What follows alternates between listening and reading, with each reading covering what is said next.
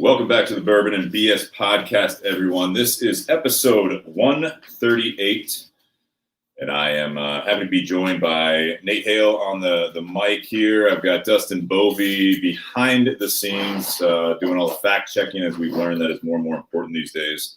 Not just with us, but things going on. And also Tyler Jones, who is with Espinosa Cigars. You may remember Tyler from a previous episode when he was not with Espinosa Cigars. Is that accurate? Episode 69, I believe. All right. And who were you working for back then? He changes. The United States Air Force and are we live still? Yeah. Okay, great. United States Air Force and Stogie Smoke Stop in Huber Heights, Ohio. So yeah, now you're with Espinosa, which is fantastic. Absolutely. Happy to be here.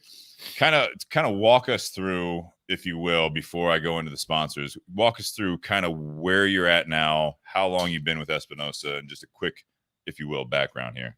Absolutely. I'm starting my third month with Espinosa Cigars.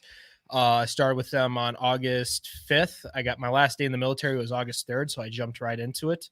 I've had a relationship with the guys at the company for pretty much the last 3.5 years, and luckily I've gotten to know all the great guys over there and a lot of other people in this industry that looking out for me and helping me along, and it's going really good.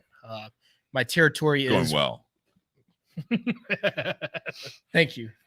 You are guiding me through this. Just trying to help out here a little bit. Right. Steve went to college. We got a college educated man to my right. And Your guys' left. I paid off the student loans. Oh, God, I lost my train of thought already. Yeah, so I was talking today. No, go ahead. I feel like, never mind, I won't go into that. So my territory is Western Ohio, so I go far east as Columbus, and I go all the way up to Toledo and south to Mason, Ohio. And my territory is also all of Michigan, Indiana, Illinois, and Wisconsin. So I've been all over. That's a already. heck of a territory. Yeah. It's put a lot of miles this month, about 7,000 on my Nice. car. So not Brand new bragging. car too. A brand new car too. Not anymore. Not anymore. And one that I found out does not have a spare tire. That would have been nice Does it to have know. run flats?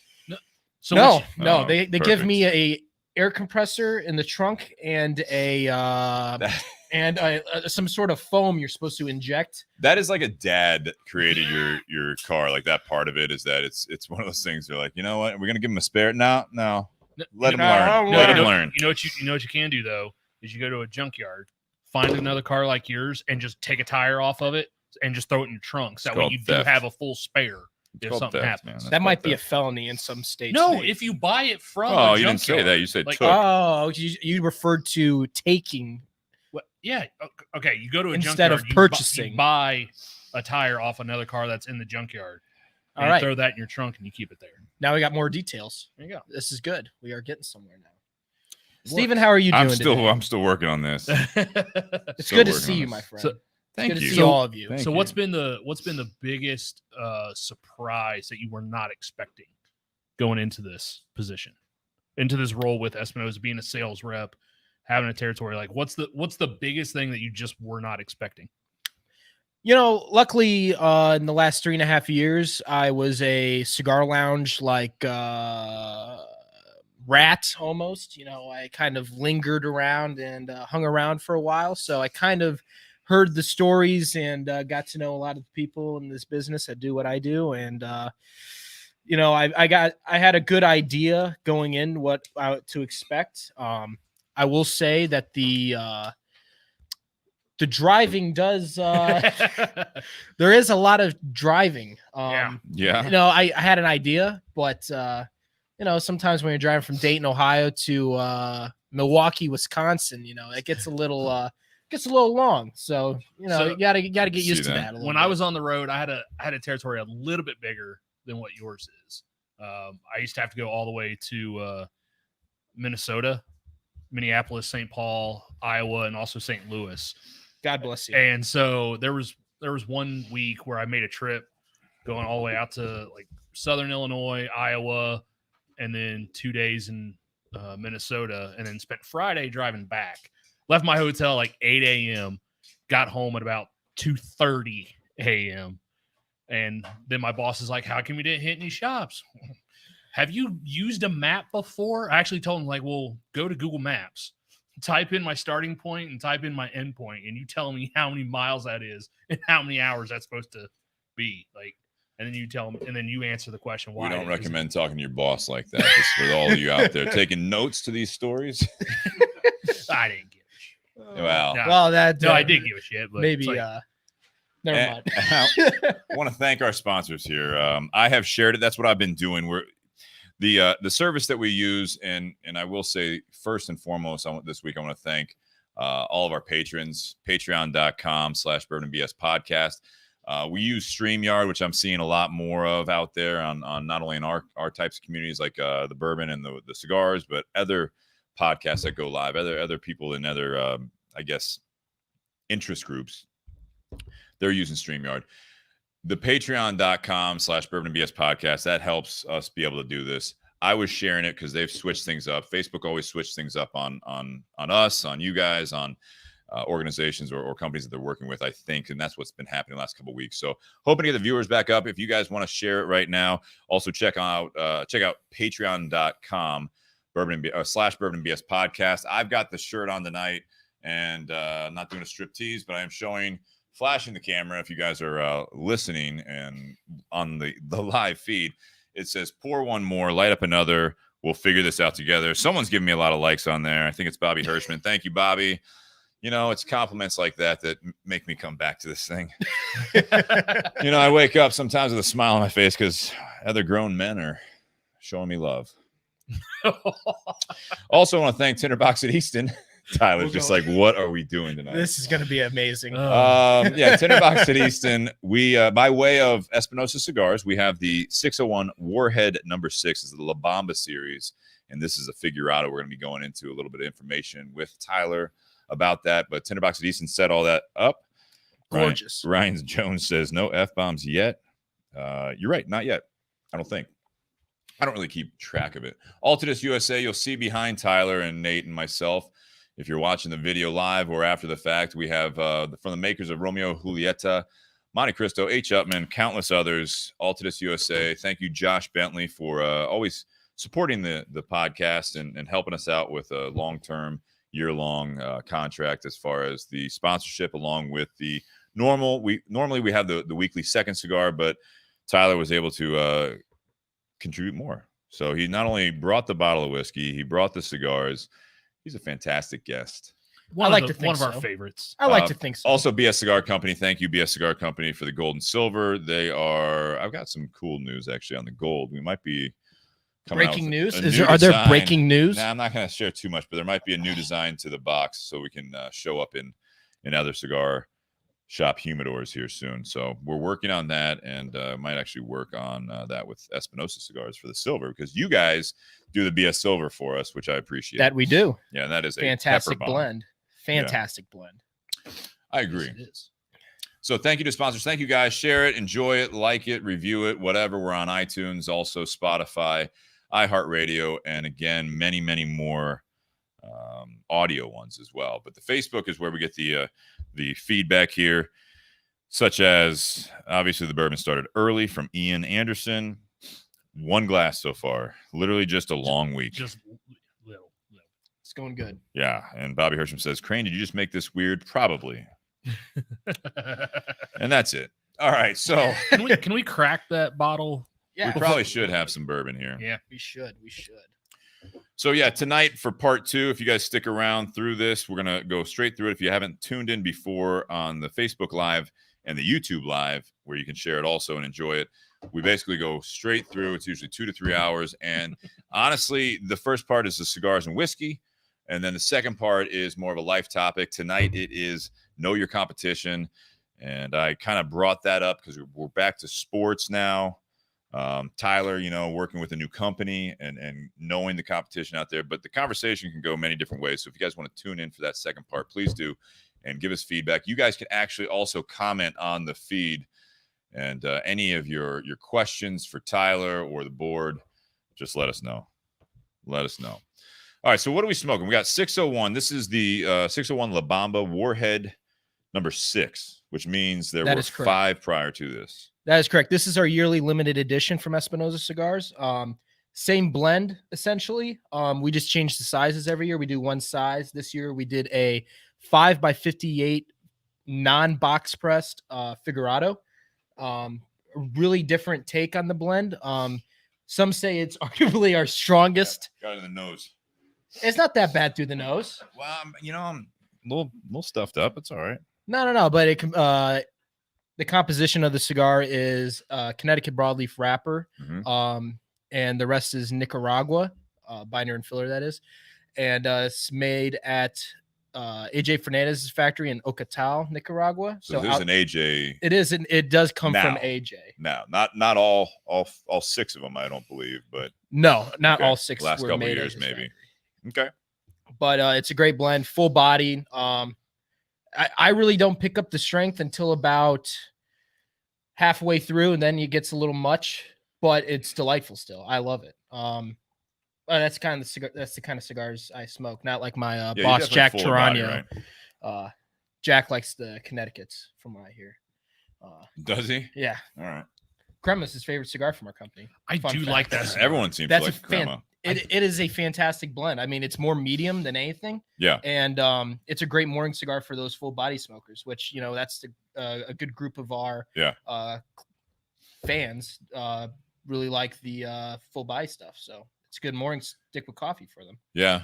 And so this one, you said Connecticut broadleaf, which we're hearing in the industry for those that are into the cigar side of it. And we'll get to the whiskey here shortly, but Connecticut broadleaf is becoming harder and harder to come across, from my understanding. Now, I'm sure AJ, because one of the nice things with Espinosa Cigars, for those that don't know, not only does Eric and your company have La Zona, which is in Esteli, correct, which is a factory, smaller factory compared to some when you compare it to, like, say, AJ's operations. AJ's a monster. And AJ's a monster. He's a farmer. He also has his hands on a ridiculous amount of tobacco, from my understanding. And that, I think, is the relationship between Eric Espinosa and AJ Fernandez when it comes to the 601 lines and a handful of others, like the Murcielago, is that Eric's got the blends. He worked with AJ hand in hand, basically, but AJ has the capability and the tobacco that Eric's able to utilize to come out with some of these great blends like this one. But the Connecticut broadleaf, from my understanding, is very, very hard to come by going forward here because of, and I think we talked about it before on the podcast, is that there was a lot of interest from the shells and for marijuana. Yeah. That's it is a very popular thing with the marijuana wraps, from what I understand. I'm not very knowledgeable on that side of the business. But when it comes to marijuana, of course, I don't really understand that end. But you don't understand what marijuana is? No, I understand what it is. Okay. I quite understand what it is, but it's just not my expertise, I would say. I had a guy today call in, and he was looking for Boveda packs, actually. Boveda does a huge amount of business with marijuana. I remembered that, but I don't think about that very often. Yeah. It was like one of these things where, he's like, yeah, so I'm looking for these Boveda packs, and it's those are for like two-way humidity. Those are things for humidification and humidor, and we sell 69, 72, 75s, and even 84s for seasoning, but they're aimed towards that. And he said, no, it's for my dad and I, and he wants it for like tobacco. And I was told like maybe like 58 or so. It's like, wait, what are you trying to humidify? He's like, if I'm going to be honest, weed. I'm like, well, good. Yeah, no, I don't know. I heard that it's supposed to be a little bit lower humidification. You don't want to use ours. Oh, really? And, that's what I hear. And I told him honestly, and I've said it before on the podcast, I've never smoked marijuana before.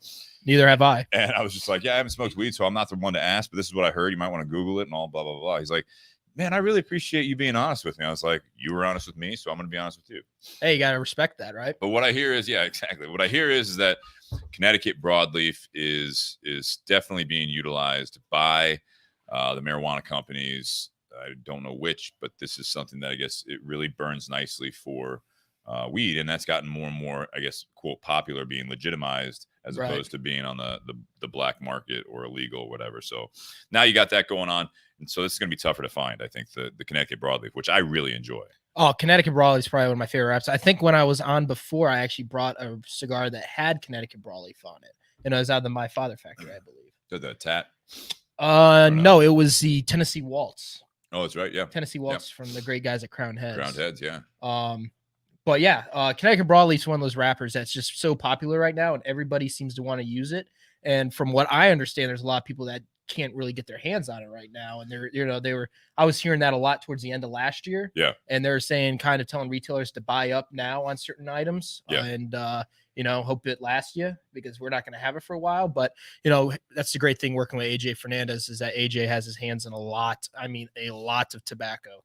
So he's able to definitely help us out with that and produce great cigars, especially our 601 Blue, which is Connecticut Broadleaf as well. Which is on back order right now. Only 2 sizes, though. Okay. We've got 5 or 6 sizes in that, and only 2 of them. One's a torpedo, and the other one's a short Churchill. So, of those 2 sizes, we still have a Robusto Toro, Prominente, short Churchill. You got some, just not the sizes. Right. So luckily we have that in stock, and we can provide our great partnerships with our broadleaf sticks. Yeah, AJ. Like I said, he's got his hands on a lot, and so this is a figurado. For those that don't know what a figurado is, and I apologize for not posting a picture prior to going on here tonight, but figurado basically means what, Tyler? As you're drinking, a figurado essentially is a abnormal shaped cigar. Usually has 2 tips to it that are come to a, it's hard to explain. Tapered. Really. They're just tapered at both ends. It's got a nipple at the foot. Right. And then it kind of it gives it a lot of transitions throughout the smoke. Yeah. And it's just a great shape. And it's not a shape that as far as my knowledge, that sells a lot when you do it on regular production stuff, but it's usually really well with limited edition type stuff is kind of where it works very well. Yeah, there's some that I know that, like, Oliva has a lot of success with figurados, and they're the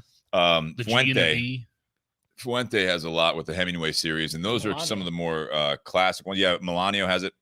I got Cigar Figurado to my knowledge is basically you've not just the torpedo head or bellicoso head, which is I feel like more of a soft torpedo head most of the time when I'm seeing it in practical use. But the figurado is tapered at both ends is basically how that works. And sometimes it is a bit more bulbous at one point, you know what I mean? So sometimes, did you laugh at bulbous? So like when Nate talks about as he called it, the nipple at the end, it does have a hard taper to a almost point, but it's still open. Hence Nate's nipple comparison. And that then with this though, some of them, what I find is when sometimes people don't like the figurado is because during that nipple phase, if that's where we're going to go, are we going with the that? nipple phase? I like call that. Whatever you want. I enjoy. Can we get a check on that? Is that okay to say? Okay. Yeah. We have to put an explicit on this. Yeah. There's an E at the corner. Once you are in the nipple phase and you are going to the point where it becomes bulbous, what are we talking about here? That's a good question. It really has to open up a bit. I don't know if this is this. What are the people I feel like saying? This is how it's normally explained in the cigar world. Abnormal shape. This sounds like when my wife describes my wiener to her church group girlfriends. That is something else. Thank you, Matt Beach. I'm not going to put that on screen. Anyways, you know what? Let's try to keep this above brow a little bit. That's a little too personal. What I was saying is that it is a bit constricted on the draw in the beginning. It does actually open up. That is something that people do, I know, struggle with when they are trying to light up a figurado, because sometimes if it is a very hard taper at the end, they'll think the cigar is plugged. It's plugged. Once it opens up, it changes. The thing with the Vitolas or the shapes of cigars, a lot of times the ring gauge will make it taste a bit different from size to size. Yeah, absolutely. Length, the longer size the length, matters. Yeah, size matters. Well, the other thing, if someone tuned in right now on the audio, they don't know what the hell we're talking about. The other thing, it's called bourbon and BS. I didn't know they smoke cigars, and all they're talking about is a bulbous nipple. The other thing you have to be careful about with Jesus, with the foot on that being it having such a tight draw to start. A lot of people will sit there and think that they haven't cut enough off the head of the cigar, because the draw is too tight, and so they cut more, and then all of a sudden it hits the bulbous part and opens up, and they're like, "Oh shit! Now this is drawn too easy." Crap. Yeah, and you've already cut too much. This cigar too, the Warhead 6. I've had a few of these, handful of them.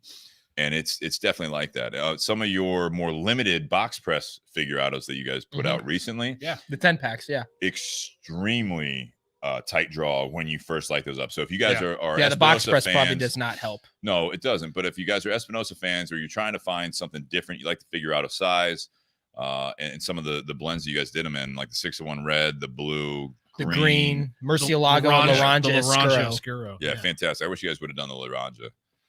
That maybe might be an idea, Who But knows? that one, I remember I lit up the first one. I forget which blend it was, but I lit it up and it was extremely tight, almost plugged completely. I think I was And there. you That might really have been the have to 601 red. Yeah, you have to chief it, and then Mhm. once it hits that opening and it just opens up, has a beautiful draw. It's great construction. Yes. Yeah, and it's a gorgeous cigar on top of that. Some people actually do.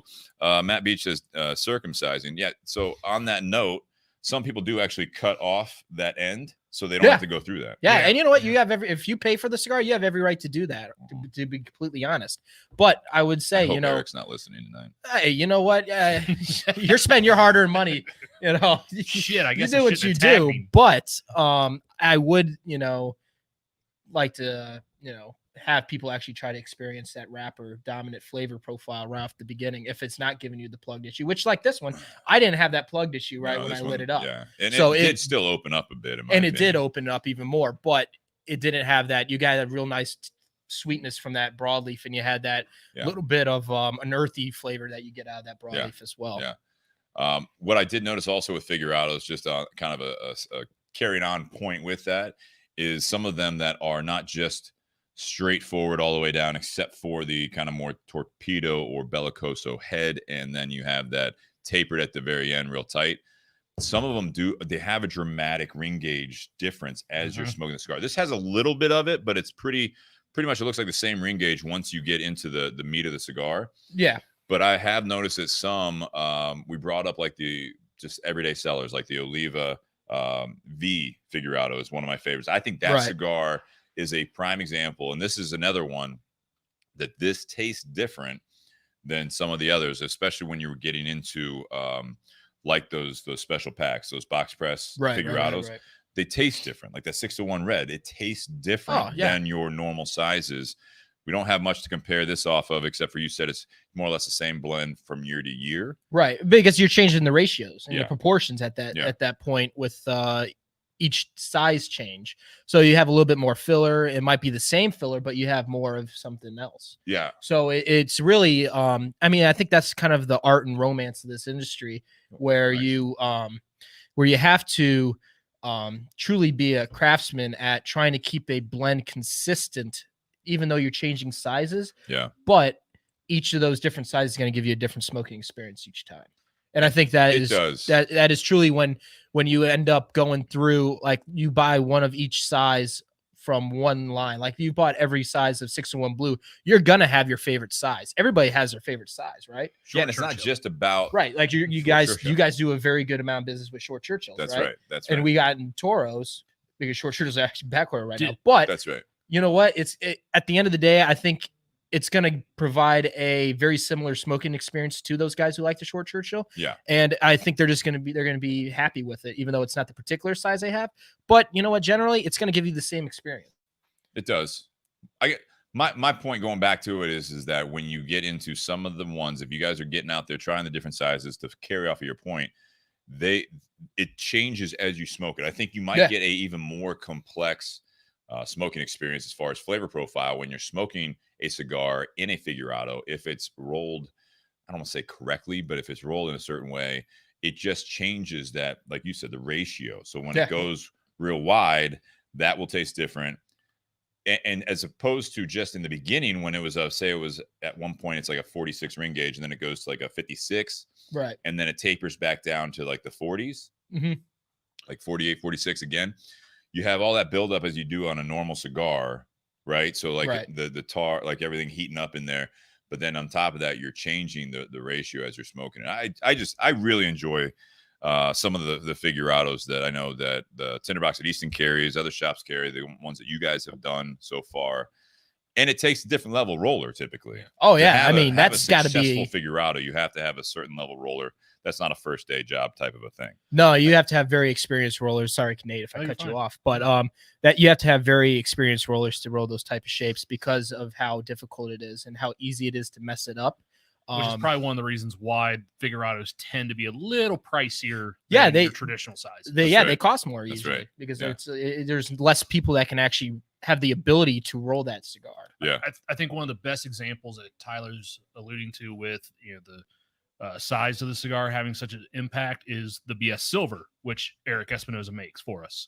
Because the Yeah. Toro, you have the Toro, and then last year, Steve, you worked with Eric to get that Rubito Was it last size. year? Yeah, you worked with Eric to get the Yeah, no Rubito shit. size of the BS Silver, and you get so much. Well, yeah, Yeah, it was would've 10, been- It was last 10 10 event event. last year. Was Yeah. Brian's 20th anniversary was last year, and that's what the Rubito Not Silver. the canceled one though, right? Correct. Yes, not that the was the canceled one that one. actually Okay. went on. Yes, last year. And so, I didn't mean it to come off like that. but no, I mean, if you smoke the BS Silver in the Toro size, like you do get a good amount of that black pepper spice to it. You smoke it in that Rubito size, and it is just a pepper bomb in your mouth and sinuses. But you know what? That also comes down to the actual science behind it. Yeah. So a lot of people, this was something that's been said a lot that, it never really made sense to me. And I heard who's talking about it in an interview. Steve Saka was. Right. So he was talking about, a lot of people say, Lanceros are a little bit more potent, right? Yes. So you put a Lancero with a Connecticut shade wrapper on it. Yeah. And it's going to burn a little bit hotter. So it's going to be perceived as a little bit, but you would think because it's Connecticut shade, it should be milder, right? But it's going to burn hotter because there is a smaller amount of surface area that's burning, which is going to just like force that, not force, but it's going to end up just making the smoke draw through a little bit warmer because you're going to do your natural pull. Your natural pull on a cigar is your natural pull. So you're going to smoke that cigar just like you're going to smoke, a 6x50. And at the rate you're pulling in, the smoke's just going to burn hotter. So that's really, I think, where people get a So you're saying on a conception. thinner ring gauge cigar, pull a little bit less or a little softer. Yes, Okay. you want to pull less and softer, more just kind of sipping on it because Almost like a pipe. almost like a pipe, correct? Okay. And because you don't want to really get it over hot. You don't want the smoke to be hot when you're pulling into your mouth. You don't want it to be too hot because it's gonna be more hot smoke, and no one wants hot Well, I smoke think when they're smoking cigars, right? Once again, though, the Lancero is a size, and building off that Steve Saka, I had a conversation with him in the shop actually, and he said that he does not typically enjoy doing Lanceros because it is once again like a figurado, but even more so, it is tough to do that successfully. That's Correct. it's a different roller. When you think about a Lancero being typically even longer than 6 inches, you're looking at like 6.5 to 7. Traditional Lancero is a 7.5 by 38. So you're looking at a longer cigar that's rather thin. So you have that long filler that you're hoping does not get pinched or bunched up and plugs that cigar at any point. Oh, it's completely easy to mess up a Lancero. Yeah. Luckily, we do a great deal of Lanceros, pretty much a Lancero in every line we produce. And luckily, our rollers and the rollers at AJ's place, do a fantastic job preparing those cigars to where there really is no construction issues with it, or they're not, they smoke beautifully, and they're actually some of my favorite cigars we do, like the Laranja Lancero, which was rated very highly last year. I think it was one of the top rated Lanceros in Aficionado, and it was one of my first cigars with Espinosa, or when I started smoking Espinosa, that I really fell in love with, and you guys featured it at the 10 event along with the Habano Lancero. We did, the Espinosa Habano Lancero was for the general admission, and then the Laranja Lancero was for the VIPs. Yeah, absolutely. And then, it's even And crazier. Then COVID happened. Yeah, and then COVID happened. And what's even crazier is when you box press it. Yeah. Like, can you imagine how 1502 does that. Right? I mean, we do it with the Laranja Escuro. We box press that Lancero. Oh, really? I've never 601 Blues box pressed as Yep. well, and so is the Murcielago Did Lancero. Did the 601 Blue used to be made in Eric's factory? Yes. Yes. So someone at the shop actually gifted me a 601 Blue Lancero. Oh, that thing's that gotta was be- from the last year that Eric was making it. So that thing's probably 4 years old. it's sitting possibly? It's sitting in the bottom of my humidor. Hey, So Chrissy out there, Critchfield, says Espinosa makes a Lancero for my shop, and they always sell out. Great job. Chrissy, I forget where you're from. So Kentucky. Kentucky. Well, Ah. Tyler does not. What's the Lancero? Do we know?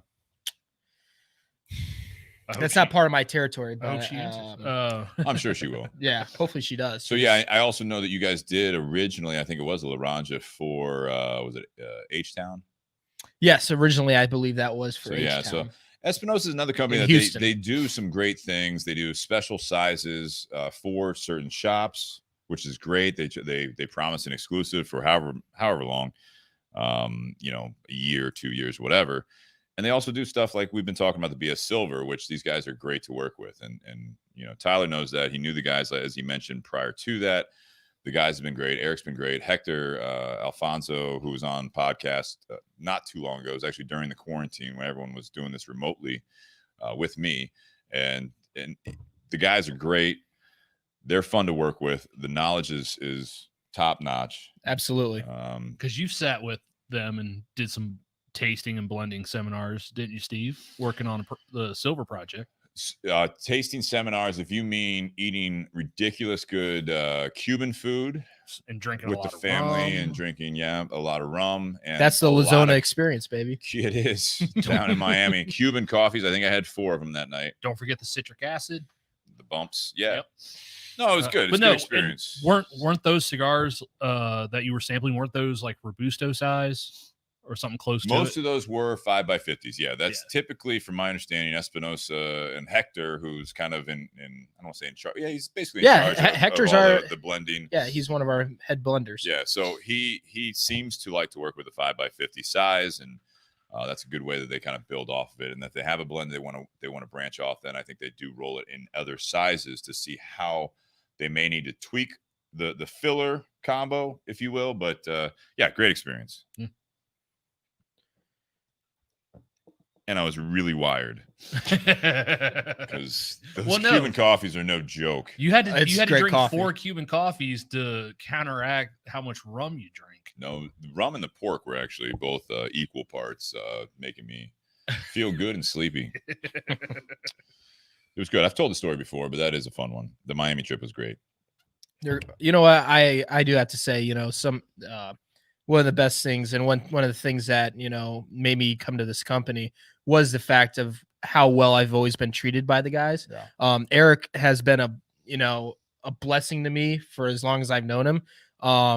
And he, like, even before I worked for the company, I mean, he set up my my travel arrangements to get from Managua to Esteli when I went down in February before COVID. That's right. Yeah. And my driver was actually late because his vehicle broke down on the way there.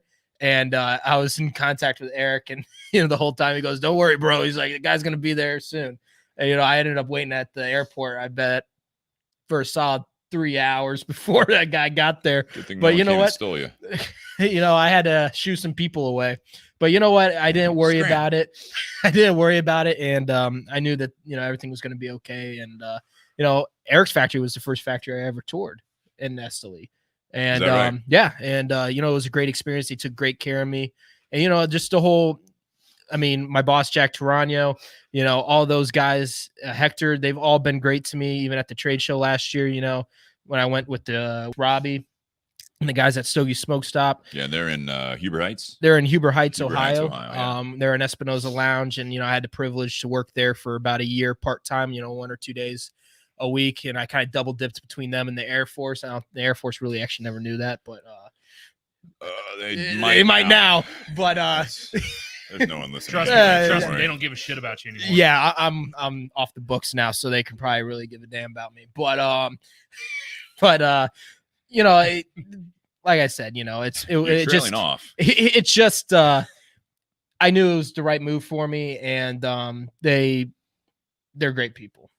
Let's just put it that way. They are, and the community itself in the cigar world is, as you guys, most of you know, that it is fantastic. And those in the bourbon world, not as much in the cigar world. I think it's much the same. And we've had some wonderful guests in the recent episodes on Bourbon and BS podcast that were more from the the whiskey side, and I think everyone, I mean, you can kind of gather from whatever episodes you've watched, or if you tune in every week, the communities on both sides are fantastic. And I will say that the Espinosa guys and Eric himself, Eric Espinosa, Who's been on the podcast? he's been on the garage. He's been on it when he wasn't in the garage.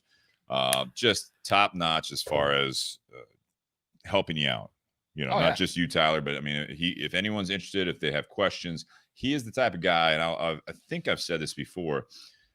We work with, at my level and my vantage point in the industry, we work with a lot of vendors. We work with a lot of reps. And even now, with Tyler in the role he's in, I mean, I can text Tyler, I can call him, and he can, call the shop. He can call Brian with Tinder Box, the owner of Tinder Box at Easton, call me. But even when I text Eric, typically, like, I felt bad because he actually called me on Monday. I didn't see the call. He didn't leave a voicemail. And then yesterday I saw that like when I was calling someone else, I saw my missed calls that I was like, oh shit, Eric called. I wonder if it was like a butt dial or whatever it was. And I called him, and he had something he wanted to talk about. But he's the kind of guy that, as the owner of the company, he puts himself out there. Oh, absolutely. He is rarely too busy. If he's, with family or, obviously has a priority, he will get back to you. And so that speaks, I think, volumes for the company. So if you guys are looking for a cigar brand to try, if you haven't had any Espinosa, I will say there are great people behind it. And now Tyler's one of them. I mean, he's, like I said, check out when Tyler's been on before, but knowing Tyler with his background and where he's at now and joining this company, it's a great fit. And I enjoy seeing good people working with good people. I appreciate that, Steve. That's why I was kind of disappointed that COVID canceled my vacation to Miami earlier this year, because I was going to hit Eric up and be like, hey, I'm in Miami. Is there a day I can come visit your place down there and just like hang out, smoke cigars? Because it was either Miami or someplace out in Colorado, not Aspen, or no, it was Wyoming, Jackson City, Wyoming, I think. John Denver's full of shit. And both places had like one cigar shop, but it was off season there. So like one of them didn't open until 8:00. So you had an option between Miami, Florida and Wyoming. Remember, it's not just me that's going on this vacation. And my wife doesn't like the beach, and she doesn't like hot weather. And what? I thought it was like a work. Miami. I thought this was a work Makes opportunity. sense. Like I'm like, well, that's kind of that's too opposite. My job ain't sending me to Surprisingly, Florida. Wyoming is a great cigar industry area. You know what? I think would love to Wyoming go to would be a delightful place to visit. I feel like it would be fantastic. I think it would. I think it would be a great trip. It's in the brochure. I think that would be a cool, like smoke a peace pipe and kind of hang out and smoke some cigars type. I don't know. I think I should be offended by that, or someone should. No. I think that's that Tampa Bay running back, Fournette. Like after his rookie year, I think he went over to Wyoming, smoked a peace pipe apparently, and that's what made him have a great second season, according to my sources. What, Twitter? Adam Schefter. Twitter is not a. Well, it is. You know what? Twitter is becoming more of a source than you think anymore. It's an absolute shit show. Yes, it is. Welcome to the shit show. Yeah. It is a sewage playground. Yeah. No, and that's just what I've heard. I can't confirm anything I just said. It's just what I've heard. You might as well have made it up. I can't. No. That's I think that's knowledge. It might not have been. We need a fact check right now. Fact checking. Leonard Fournette, Wyoming peace pipe. Yep. It might not have been Betters. Wyoming, but it's somewhere up in that northern part of the country. That's kind of middle of nowhere. No offense to anyone that lives up there. I've only heard great things. There's absolutely offense. No. I want to go there. I want to travel down there. Take I-90. Backpedaling. You take Interstate 90. It takes you all the way to the West Coast, and you can drive by all those. Wyoming in beautiful July states. is very comfortable. Miami in July is hot, very, very hot and humid. So it's like, I was hoping to, be able to rag on my good friend Jonathan Herring about his Braves possibly losing today, but they ended up winning an extra inning. Son of a I bitch. was very disappointed because I really wanted to call him out on here. But you know what, Jonathan, congratulations. I hope you're watching, and I hope you're all good, brother. Jonathan, fuck you. I also want to. I would like to congratulate his Falcons on the first three quarters on Sunday. It was a great Super Bowl showing. How about them Cowboys? I didn't watch the rest of the game. I don't know what happened. Oh, who watches Falcons games anyways? Yeah. I mean, come on. Bears fans. They were That's true. That is true. Sorry. All right, let's Nick Foles, man. You got a lot looking up. Don't get me started on that bullshit. Got a lot to Nick look forward Foles to. is not the savior of the Bears. Now watch, they'll be great or whatever in this asterisk of a season that we're in. Do you see that visor he had on though? I thought he was the Predator when he came in. You know, I thought he was about to start shooting stuff out of his hands, man. No, shorter hair. That dude was like on a mission, and they took it off very, very quick. I don't know. You probably realize you can't see a football with that visor You're in a on. dome. You're in a dome. Anyways, how did we get on this subject? So the cigar. Yeah, absolutely. The cigar is smoking beautiful right now. What are you getting out of it, Steve? I think you mentioned earlier a little bit of sweetness, and when people hear sweetness, I think sometimes they think of very light sweetness. This is it's a weird thing with some, I think, Connecticut broadleaf, the way that you guys blended with this particular blend, but also some others. This one, not as much, at least that I can see. This is a very oily wrapper. Got a good sheen to it. Some Connecticut broadleaf, you can even see crystallization on there. Correct. Like the Tennessee Waltz. Like those Tennessee Waltz has some great crystallization on them. They had some age on them too. I think but it's almost like it's not the sweetness I think that some people may expect. It is definitely more for me like a slight sugar like in the background. You know what I mean? It kind of like sits on your tongue. I'm on the outside of my tongue right now with the palate as far as where that's hitting. More like a dark chocolate sweetness, where it's not that overwhelming like milk chocolate it's not is. Bitter or anything like that, but it's got a little bit of that kind of hint of sweetness. It's not sweetness like an infused cigar or like a flavored whiskey or anything like that, but it does have that characteristic to it. I think it's a very rich cigar. I love the spice on the retrohale. I think that is what put me over on this cigar. I mean, it's got some depth to it. It's got a chewy texture to the smoke, and I think it's well balanced, so you could literally smoke two of these. I recommend you have some food in your system before you do that. Got some hotheads in me. You better have some food in your system when you do that. But I think it's a very well balanced full body broadleaf stick. And you know what? The reason I think the spice is there is because Connecticut broadleaf is such a thick wrapper. So when very hardy, thick, grown in the USA, and flavorful, very flavorful. And when you use a thick wrapper like that, you have to use heavy fillers. Just if you want to, have a well-rounded and well-balanced smoking experience. Yeah. So definitely with AJ, AJ, he's one of the kings, and he's one of the three kings in Nicaragua, I like to say.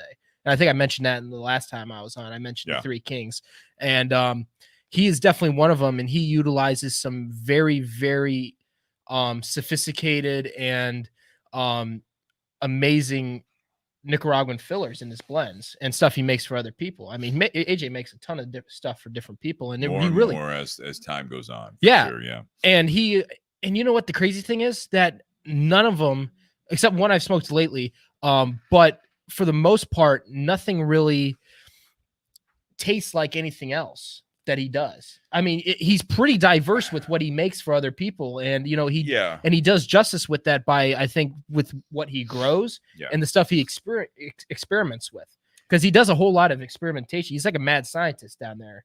He is. I will say this, and this is a very I think unpopular opinion.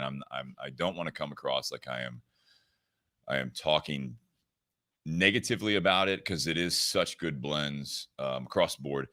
Maybe it's me. Maybe it's the stuff that Tinder Box at Easton carries. I think that we are getting to a point with,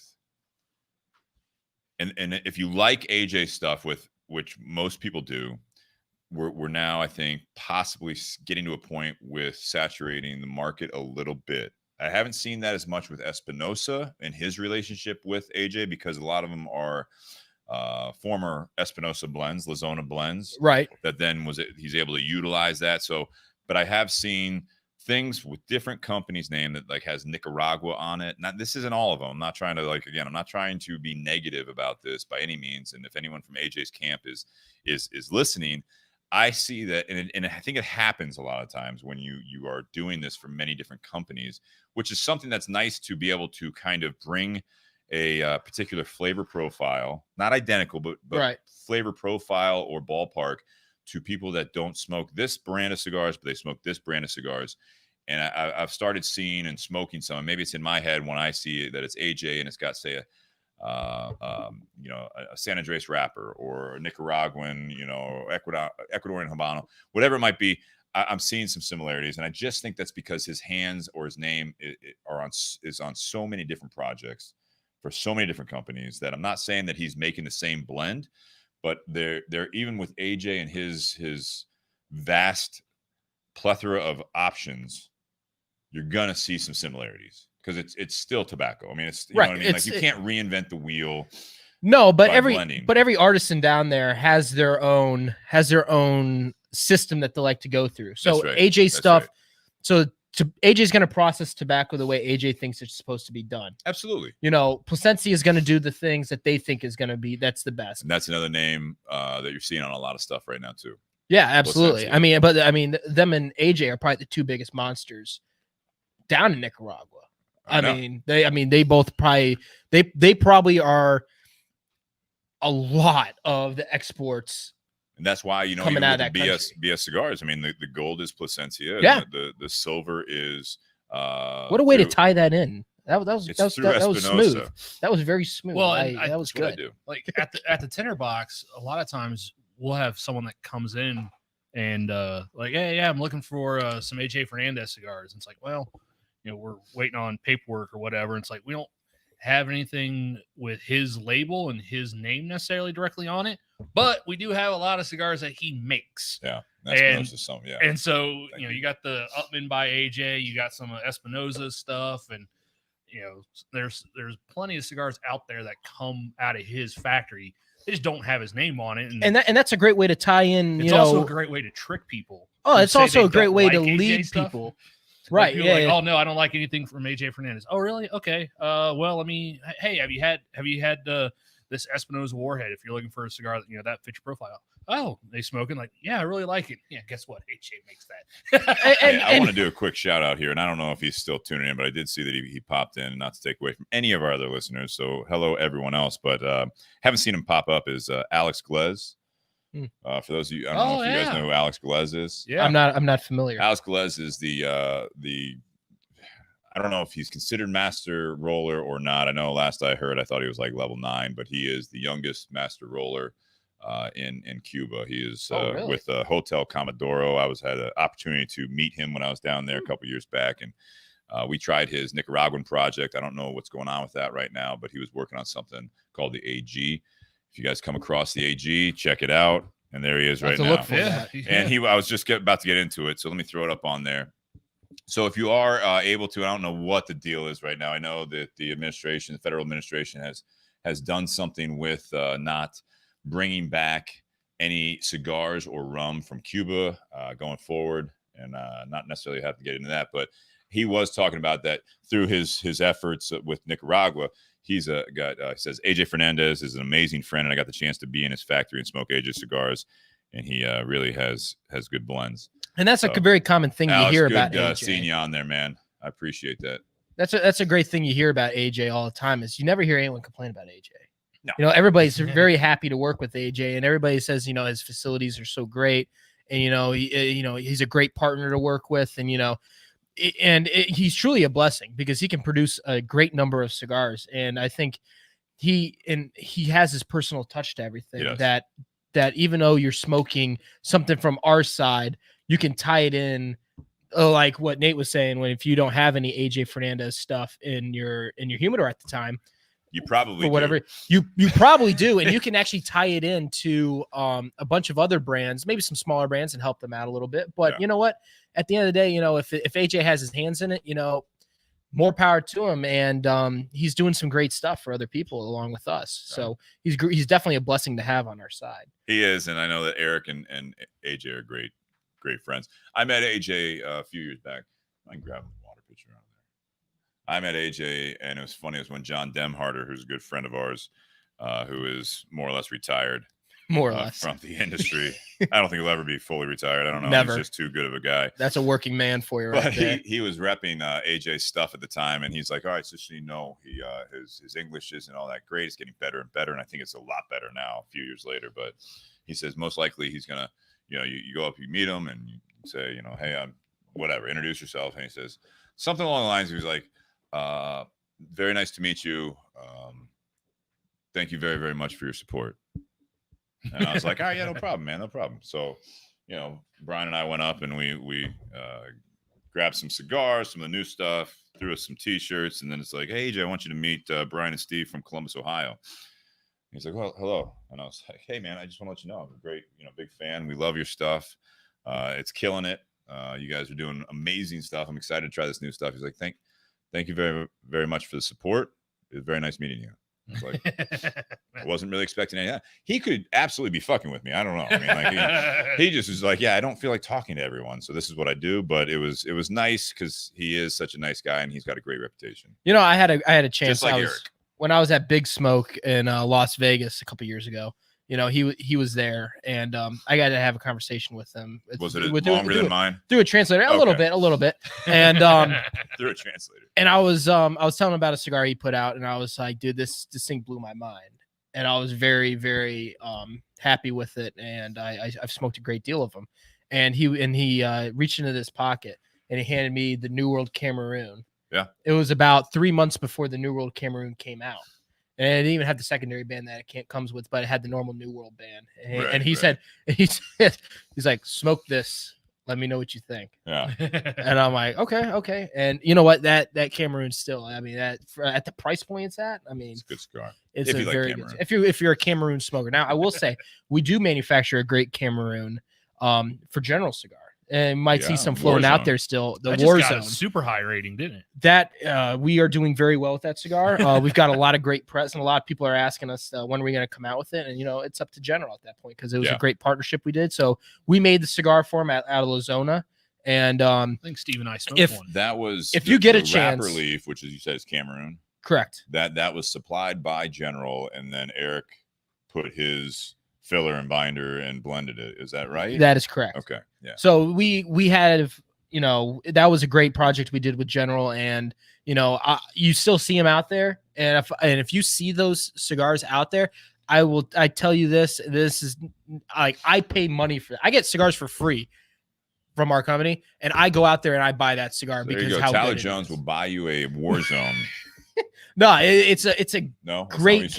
No, that's not exactly what I said, but it's a great Cameroon, and it's a very distinct Cameroon. And I remember Eric actually gave me a sample of it before it was even released, and he's like, "You can't talk about this." I think it was right before the podcast that he came on here. Yep. Yeah, and I believe he brought those. Yeah, right. That's why I said, Steve and I both smoked those, and he's like, "Yeah, you can smoke it, just don't post a picture. Right, exactly. Don't say anything about it." He took the band off before I even got it. Oh yeah. But another one. It was fantastic to tie into all this stuff with I brought on Alex Galez on the comments there.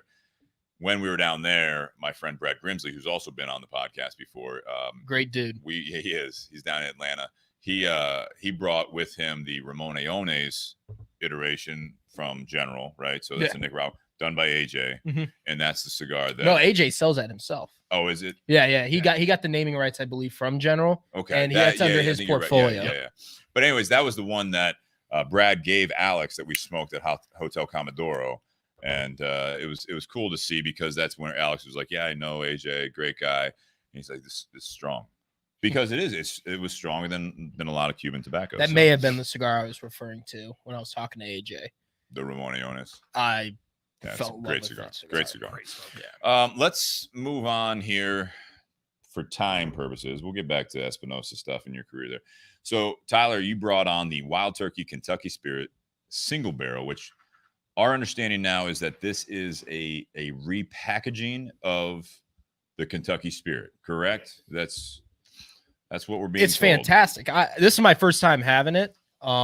And I am very impressed with it. I'm a big fan of Wild Turkey's products in general. The Russell's Reserve whole line is very good. And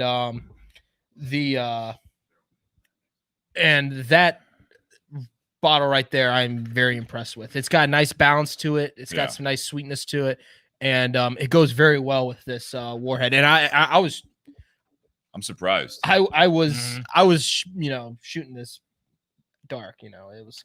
Did I say that right? Shooting dark. Good I don't job. think it's right, but we'll go with it.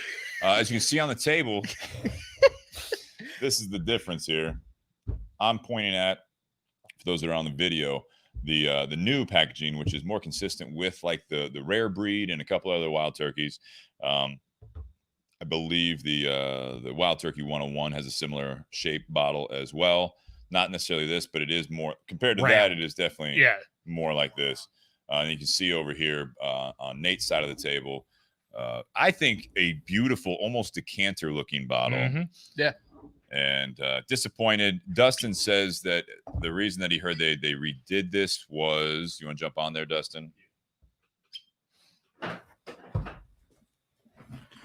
So the reasoning behind the repackaging / relabeling, from my understanding, was according to a lot of the bar owners in the industry and who supply and distribute Kentucky Spirit, it was hard to stock on the shelf because of it being such an oddly shaped bottle. It's very wide. Yeah, it's very wide. So what they would essentially have to do would be turn it sideways to fit between bottles, and you weren't able to read the label. I don't think it's more wide than Woodford though. Or Knob Creek.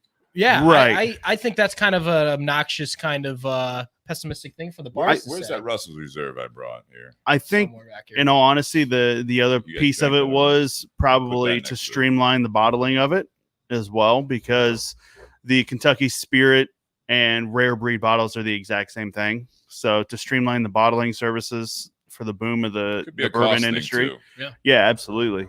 I'm sure that glass bottle wasn't cheap for that ornate design. Oh, absolutely not. This bottle almost reminds me of the rare breed bottle. It's the exact same same bottle. bottle. Okay. Exact same bottle. Did you just say that?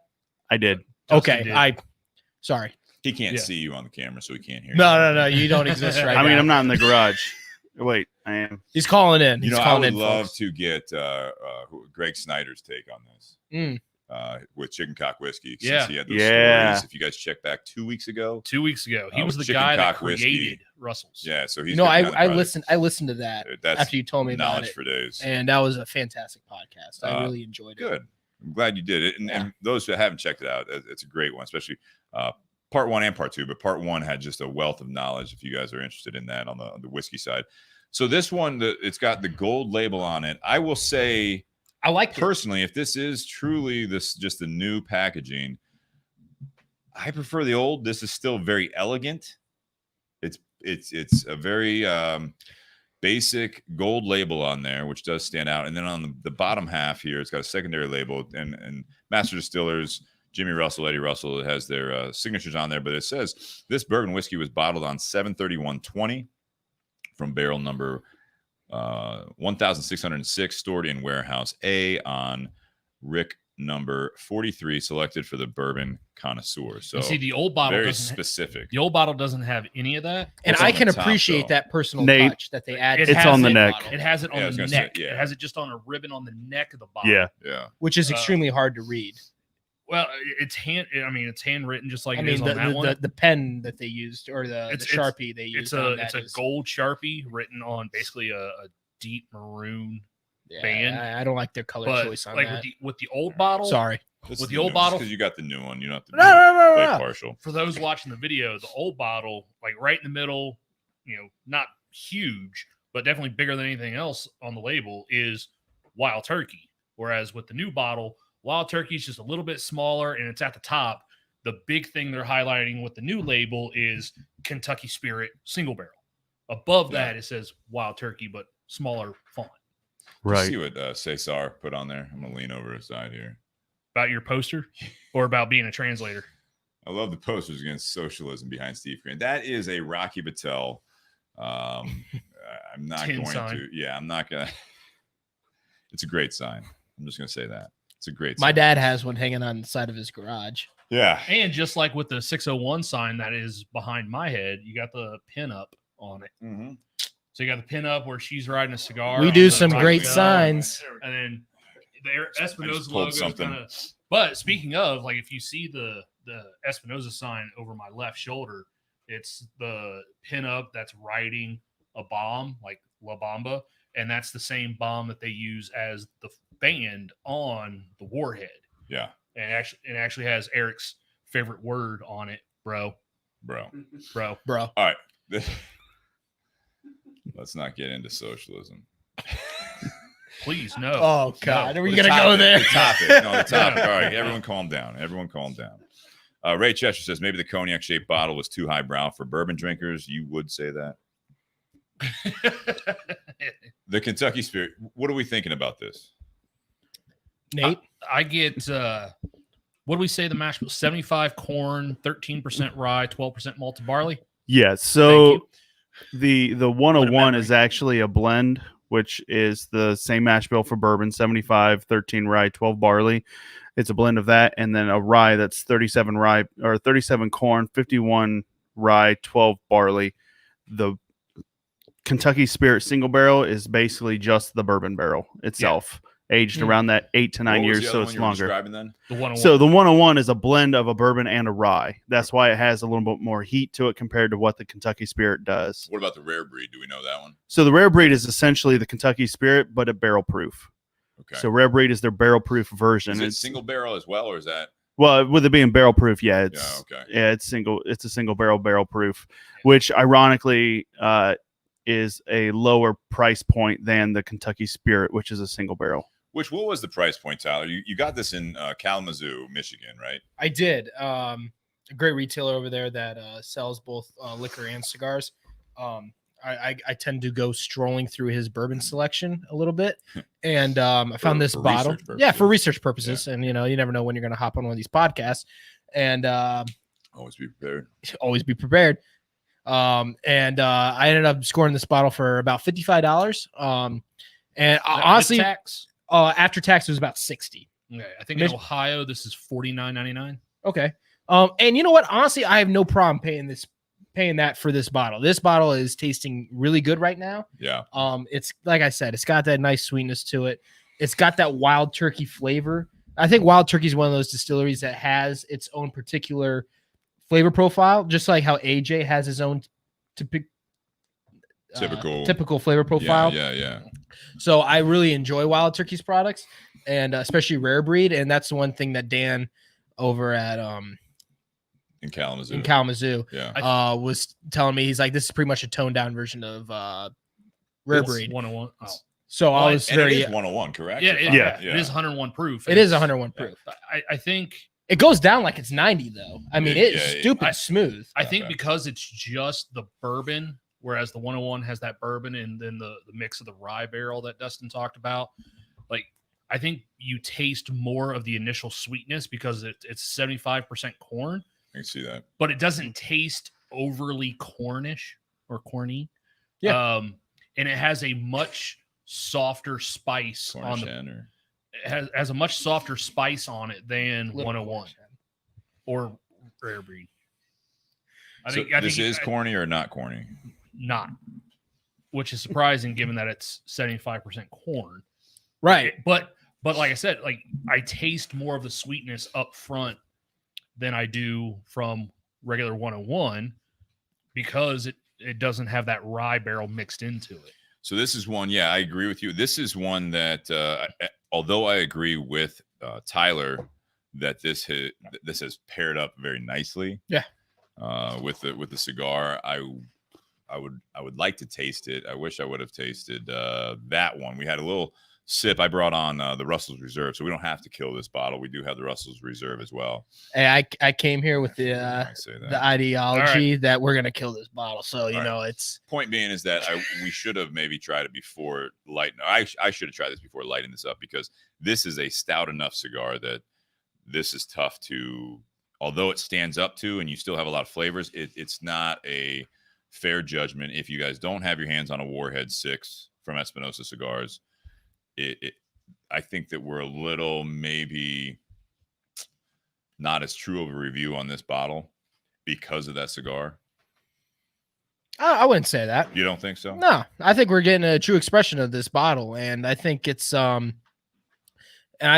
really going very well. And I not to toot my own horn, but I think I'm 2 for 2 right now with pairings, because if I remember correctly, I brought that bottle of Willet Rye, the 6-year Saints and Sinners pick. Just gonna go with anything, all right? And that went pretty good with the cigar I brought. Right? So you brought a great bottle. You didn't make the bottle. You didn't. No. I paid for it though. You did pay for it, and it was a great gift for the podcast. And that episode, that was a wonderful bottle. I think it would go with anything. But good job. Yes, thank you. I'll take credit for that.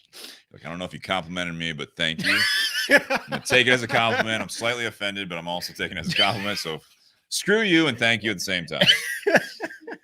I do think that this does have a little bit, as Nate was saying, and it's not very corn heavy. I'm not going to call it corny or not. Mm-hmm.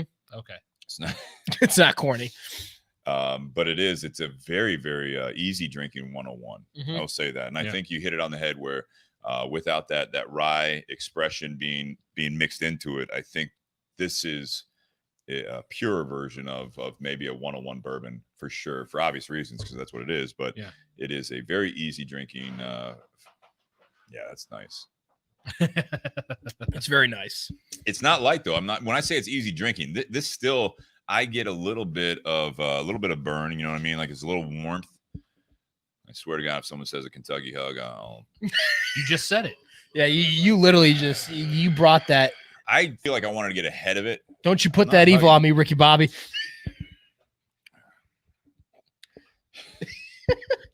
He needs to know. He needs to know. Anything else on the bottle? Second single barrel ever released on the market behind Blanton's, which is in impressive 94. That they have to follow up with Blanton's. In 1994? Yeah. Do we know when Blanton's was? Late 80s. Oh, really? Because I think so. They were ahead of their time. Well, I think if you watch the short documentary Neat, I believe they talked about it briefly. Like, I know they talked about Blanton's. I don't know if they talked about Wild Turkey. Well, I don't think they were featured in that documentary. You had Jimmy Russell in there. Jimmy Russell. Oh yeah, he was in there. He was. But no, they were talking about like at that time in the 80s, like bourbon wasn't that big of a thing really, and so they had to try and find something to make them stand out and get back in the market. And that's when some of those distillers started doing single barrels. And Jimmy Russell was not a fan of single barrels. He likes the consistency, and when we had Greg on, Greg started working for Wild Turkey in, I think, 84 and worked with him for about a decade.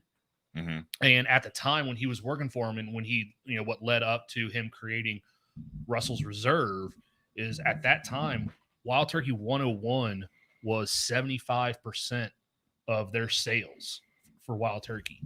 And so, so Jimmy just wasn't a big fan of doing the single barrels. So how long has Russell's Reserve been around? Since the 80s, late 80s, I think it was when he said. Yeah, check on that. Because they were having these ticker going across there.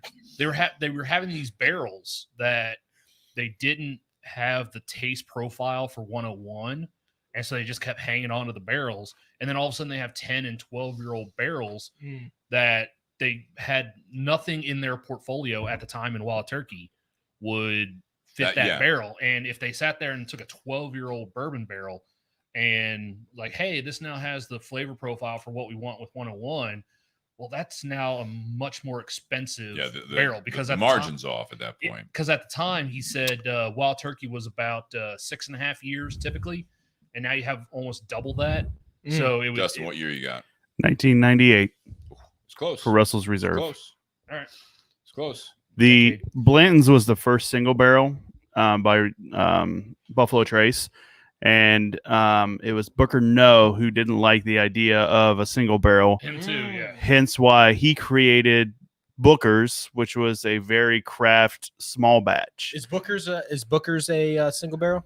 No, it's a small batch blend. Okay. Usually no more of about 6 or 7 barrels total. And if you buy a bottle of Booker's, it comes with a note card that gives you each barrel and how much percentage of that barrel was put into bottling that particular batch. But like Nate said, this was all around that late 80s when the bourbon was not booming at all whatsoever, because the generation that was drinking didn't want to drink what their parents were drinking, which was whiskey. So they were going more for your clear spirits, your vodkas, tequilas, rums, gin, so on and so forth. Some of the sales happened too, right? I mean, with some of these distilleries, they were selling them to the Japanese market, and they were coming out with, like, I know Four Roses. I don't know the years. I don't know, like Four Roses, for example, they had sold off, and they were coming out with those like real pale or white. Yeah, around mid 70s or so. Yeah, they were sold off to, I think it was Centauri, in Japan, and great whiskey. Yeah, well, so at that time, before they sold off, Four Roses was what you would consider rot gut back then. Like it just wasn't. Because of that. Yeah, Four the Roses level was for not a very popular. That was a very looked down upon bourbon back in the day. And then Centauri bought them and actually made it better. Sort of, but they neutered it. Yeah, they did what they thought they could for the market at the time. But I think the single barrel and Booker's, or what was Jim Beam, which is who the Booker was the master distiller for. Yeah, they did something different, and they thought that outside the box in regards to this. So Bland's was that mid to late 80s, and then 94 Wild Turkey followed suit with their single barrel. And to think, 94, granted, that was 25 years ago. Yeah. But still. And it's grown, obviously. The boom, it happened way later. I mean, these are some major stories that took a while to develop. I will say this, and we talked about it. So Dustin, you and Jake Sanders, who was a part of this podcast for a long time, he is hoping to get back on it, at least for a guest spot in October. I'm working on the dates on that. I don't know if he can be here or do it remotely, but we're going to get Jake back on here. That'd be fantastic. Wealth of knowledge in the whiskey world, and now also the cigar world, even more so before or now, as opposed to when he left the podcast to do his new venture. And he's doing great things over there, man. Oh, fantastic. I tell you, that's a great establishment. Burn by Rocky Patel in Indianapolis. Great place. They're back open. But we went to see Eddie Russell here in town when he was in town. It was a very limited stop for him on his tour. Yeah. And some of the best stories he had a story about Russell's Reserve. He had stories about, some of the projects that he was doing to expand it. And Nate, what you were saying, with Jimmy Russell, I mean, and Dustin too, it was Jimmy, when you hear Eddie talk about his father, it is like any other person talking about their dad. I feel like, where it was like, he would come to him with an idea or a bottle or a blend, or whatever it might be, a project. And he made it sound like it happened more than once that, Jimmy was just kind of like, it's good, but just don't fuck it up. Yeah. Like I'm going to be handing you the keys to the car. Don't crash it. And so far, it seems he hasn't done that yet. So it's good. I'm actually a big Wild Turkey fan, and I am surprised. Not totally surprised, not 100% surprised that some of these things, like, what we're drinking tonight, the rare breed is a little more obvious, but like Russell's Reserve, a lot of people don't realize that is a Wild Turkey product. Yeah, absolutely. They think it's a completely separate bottle. Do you think they wanted to do that? They kind of wanted to branch off of the the common Wild Turkey. I think they try to bring it back to the family and the history there that we've been talking about. We talked about tonight. We talked about it when Dustin, Jake, and I went to the special dinner or tasting. I think we talked about it with Greg. I think that there are people that were around Jimmy Russell specifically, and I'm not going to put words into the history of this, but I think there are people around seeing how important the family and the people behind the Wild Turkey, the things that they were selling, it wasn't just a commodity and I'm not saying Jimmy Russell, again, I'm not going to put words in his mouth because I've never met the gentleman. But I would see him as more of like, it's what we think it should be. And this is Wild Turkey 101. I love the story. Like they did 101 because it was like one proof more, and it was something what he thought it should be. Mm-hmm. And people were like, why are you doing 101? It's like, because I think that's the way it should taste. And they stuck with it. And it's a brilliant move to set yourself apart from the bottled and bond 100 proof that everyone was kind of accustomed to. And so I think that you had people like we had Greg on here. You have Eddie getting into the mix. You have other people that work at the Russell family business, And that's where you do this. You're like, someone needs to pay tribute to this. That's where like Booker's came in, as Dustin was talking about, is that you have Jim Beam. A lot of people don't realize that that's a Jim Beam product, and some people might look down on a Russell's Reserve because it's a Wild Turkey product based on kind of the comment earlier just now about how Four Roses wasn't really well known for being a great product. And but you know what? They put their name on everything. They do. They put that Four Roses right there for you to see it, and I think that's them trying to reestablish themselves in the game as, hey, we are a premier bourbon family here, and we're doing great stuff. So you should give us a try. And I'm a big fan of Four Roses Small Batch. Oh, huge fan. Even the Select, which has got literally the same label, but I believe it's brown. It's like blackish. That's their barrel proof. Okay, so that's still a phenomenal Small Batch Select. Yeah, yeah, that's a phenomenal bottle right there. I keep seeing that on the shelves in Ohio.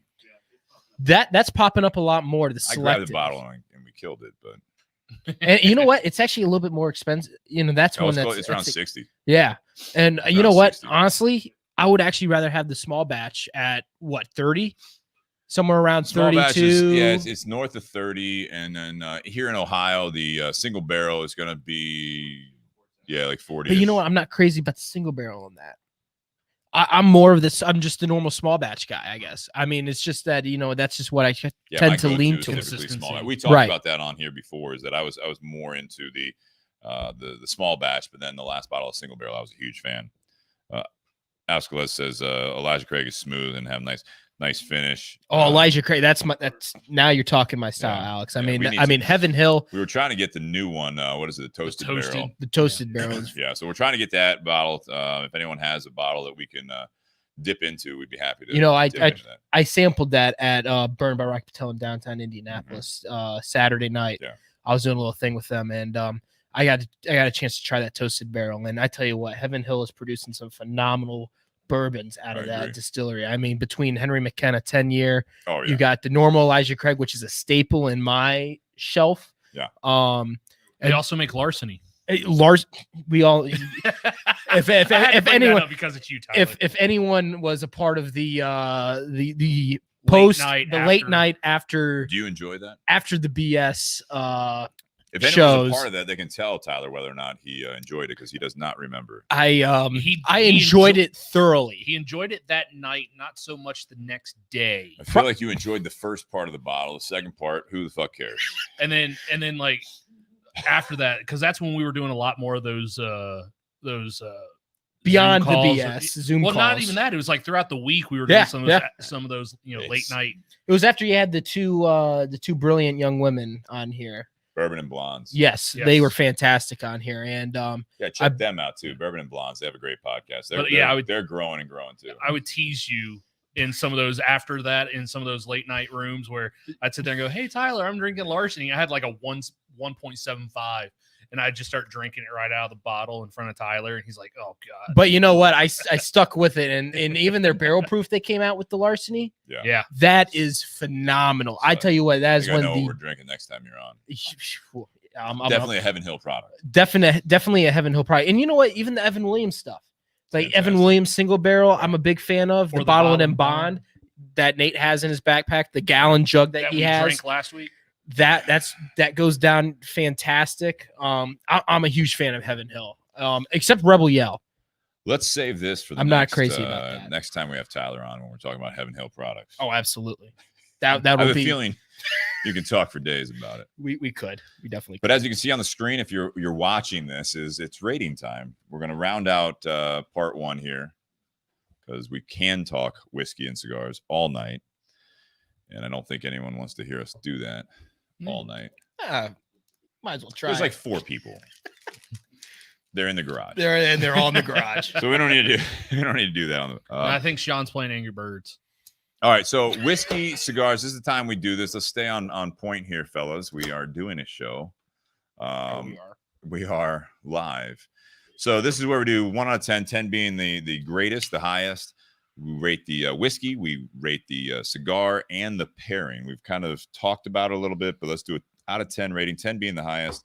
We will start with the guest of honor, Tyler. When it comes, The whiskey. We're starting with the whiskey. Sure. Okay. I would say the whiskey is at 8.5. Okay. I'm a very big fan of this bottle, and I'll definitely probably be buying another bottle if Dan has another one next time I go see him. I think 8.5 is very I think that's well deserved for this bottle. And you always have to leave room for growth with a company, right? So you gotta expect them they can top this. Yeah. When it comes to this or rare breed, I will take this over rare breed. I would, and it is at that higher price point than rare breed, but I would not Because shy easier away. Drinking, you think? Yeah, I think Okay. it's a lot, easier to, just experience. Yeah. And I think it's a fantastic bottle. Bobby Hirschman says Tyler Jones from Espinosa Cigars. Yeah. Thank you, Bobby. If you're just tuning in. If you're just tuning in, I'm sure Speaking of which, now the cigar. Now the cigar, the Warhead 601. 6 There you go. from Espinosa Cigars, manufactured at AJ Fernandez factory in Ocotal, Nicaragua. I would say I would give that a 9.3 when it comes to full body stuff. Just when it comes to full body. No, No. overall, Well, you know what? Overall, I'd say 9.3 because I tend to lead. I'm not stupid. Yeah. When I decided to join this company, I knew Debatable. what I was getting myself into, and I knew the type of products we manufacture. Yeah. And we definitely specialize in that Nicaraguan tobacco that kind of ranges from medium plus to full. And I would agree with that. Yeah, absolutely. And I think we do it very well. And I think we are some of the best in the boutique game that do it. And we know what we do, and we represent very well with that. Yeah. And I definitely think this is one of our best offerings. If you can find these, I say go buy them, because this is something that won't be around forever. This is a limited edition. And I think this is something that you definitely need to try if you're in that full body range, to where you know that you like something full body. This is definitely something to try. I mean, Absolutely. when I saw Shannon at Tinder Box earlier today, I definitely told him to pick one of these up. And and a couple of our other products that range in the full body line, and I made him a good deal to partake in it. Yeah, and I hooked him up because he's. I don't know what friend. the MSRP is. I know our sponsor Tinder Box at Easton, where Shannon was, $12.95, I believe. Yep. Yeah, $12.95. Yeah, I think that's about right. And we, you know what, we're very proud of this cigar, and it's one of our limited edition. I think this is probably one of our more successful Warhead launches, because it's a little bit different, it being a Figurado. Yeah. And the people who have bought this cigar, they have come back to it, and we have not run out yet, because you were kind enough to give us a warning that you were running low on it. Absolutely. And this is something that people have been coming back to for sure. How about the pairing?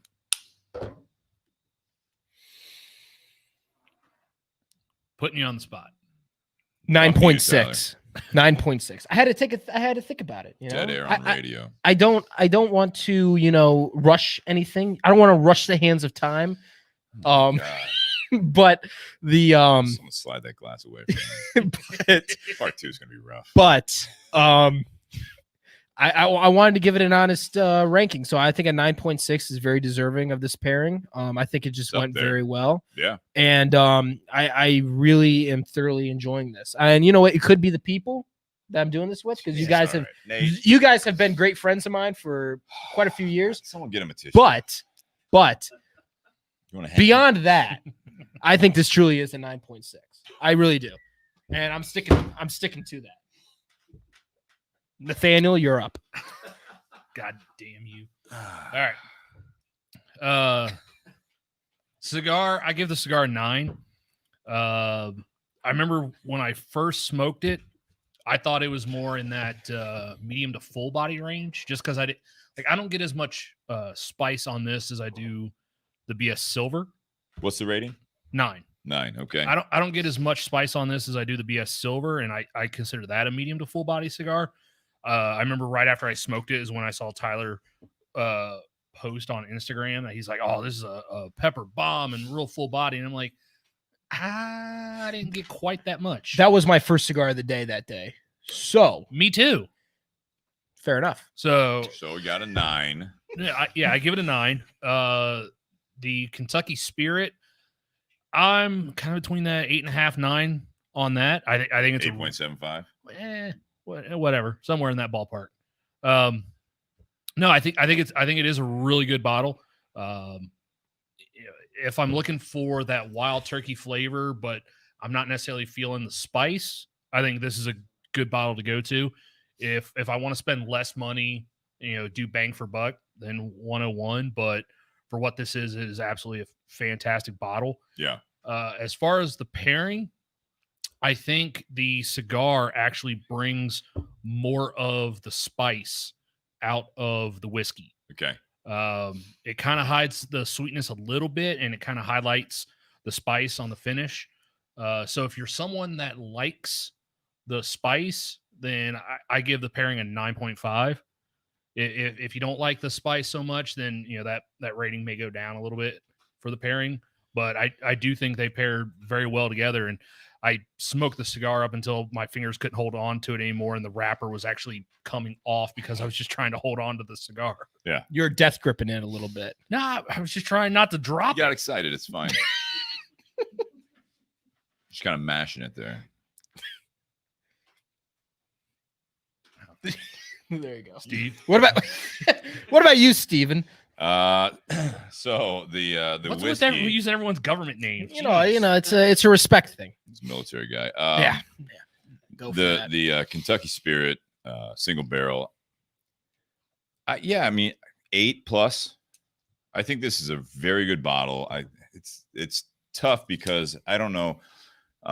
Bringing in price, I think you're getting what you paid for. I think this is definitely one of those bottles that this is not necessarily Wild Turkey's best. Recently, we've had some high ratings on the show, and we've had some people saying, "Oh, it's because you have guests on." No, I think that when we're doing that, I try to objectively look at, as I've tried different whiskeys, if I have had other things, or I know what in my opinion, the intent of this product would be. Is I think this is a special bottle for Wild Turkey fans.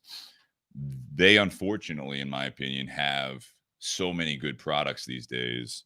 So for $55 or $50 to $60, if you can get your hands on this bottle, highly recommended. I'd say 8+. If you want to go 8.5, that I agree with that.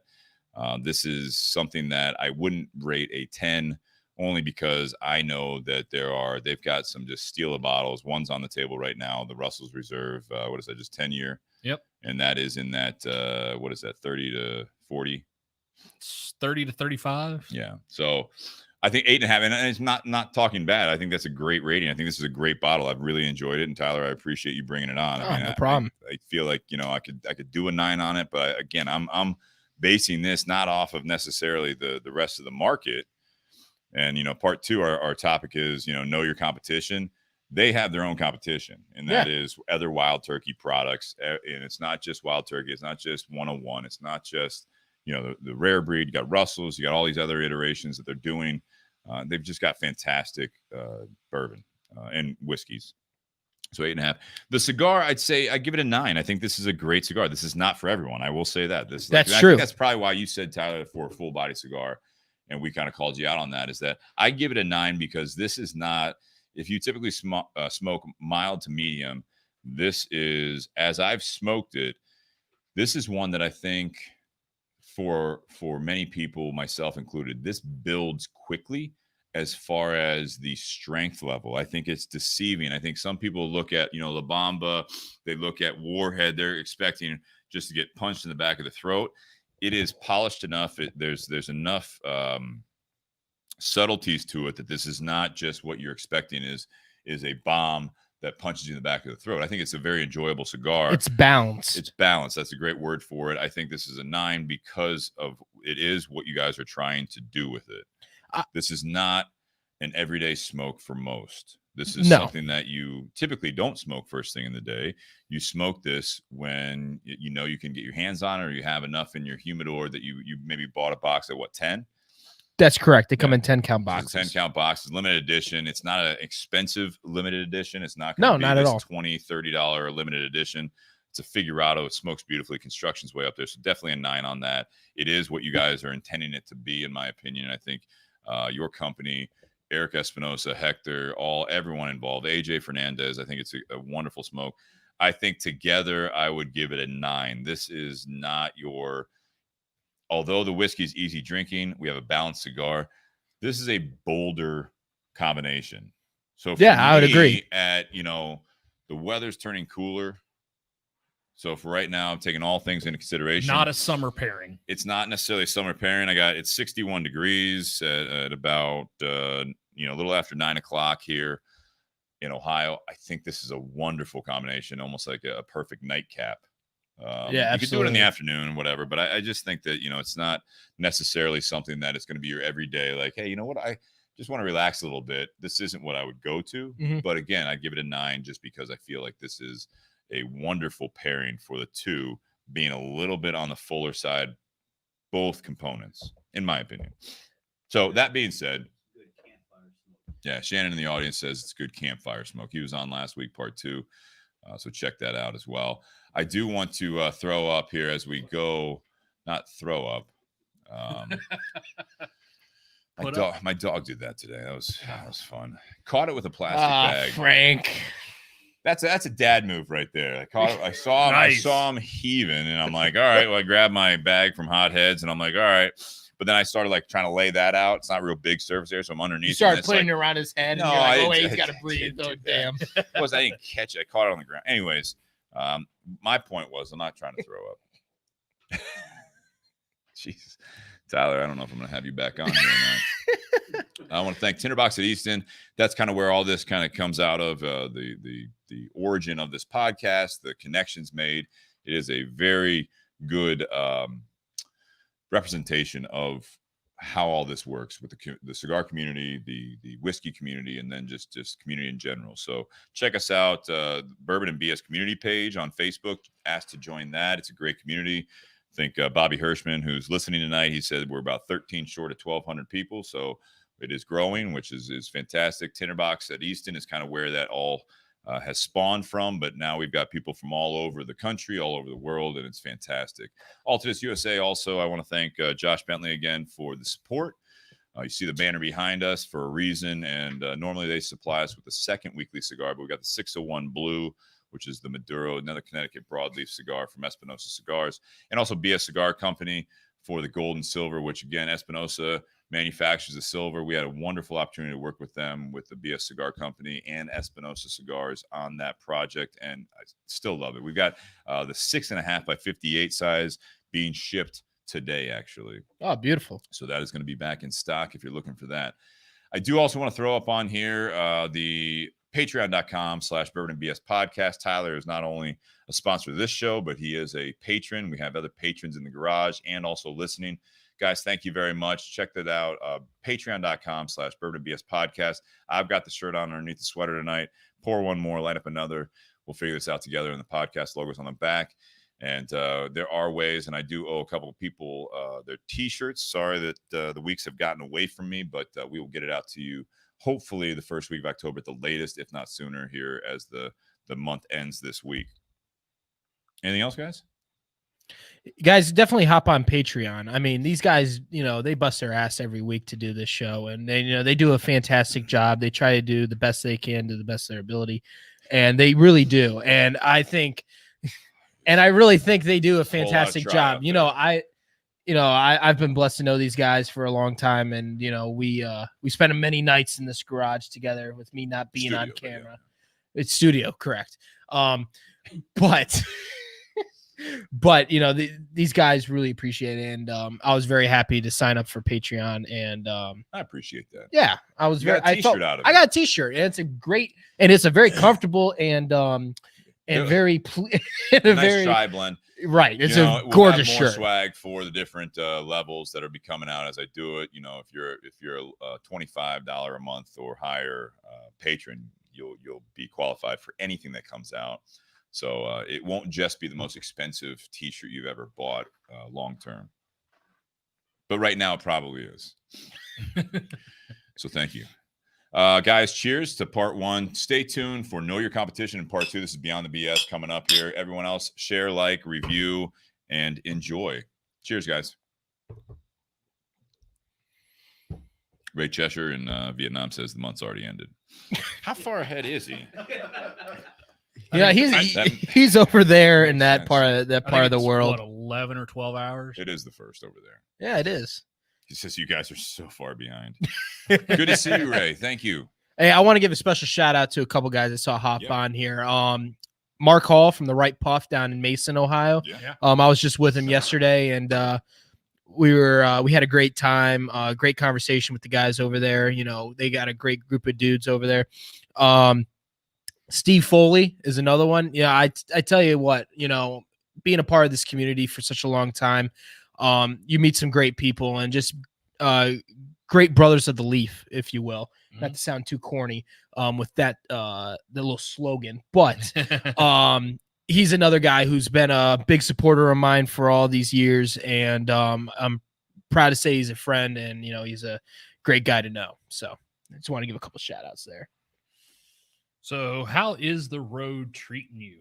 You know, the road's good. You know, I'm getting out to meet a bunch of great accountants and partnerships that we've already have established, and at the end of the day, you know, just to be can I be frank here? Can I be frank?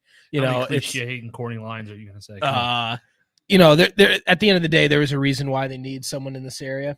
So I'm doing a lot of relationship building and some relationship building, but I'm enjoying the process. I'm enjoying meeting all these fantastic people in my territory, and I am really enjoying everything about this job. I mean, it's going fantastic, and I can't wait to see it grow and prosper. So you've been on the road for almost 3 months now, or actually just over two, just over 2 months.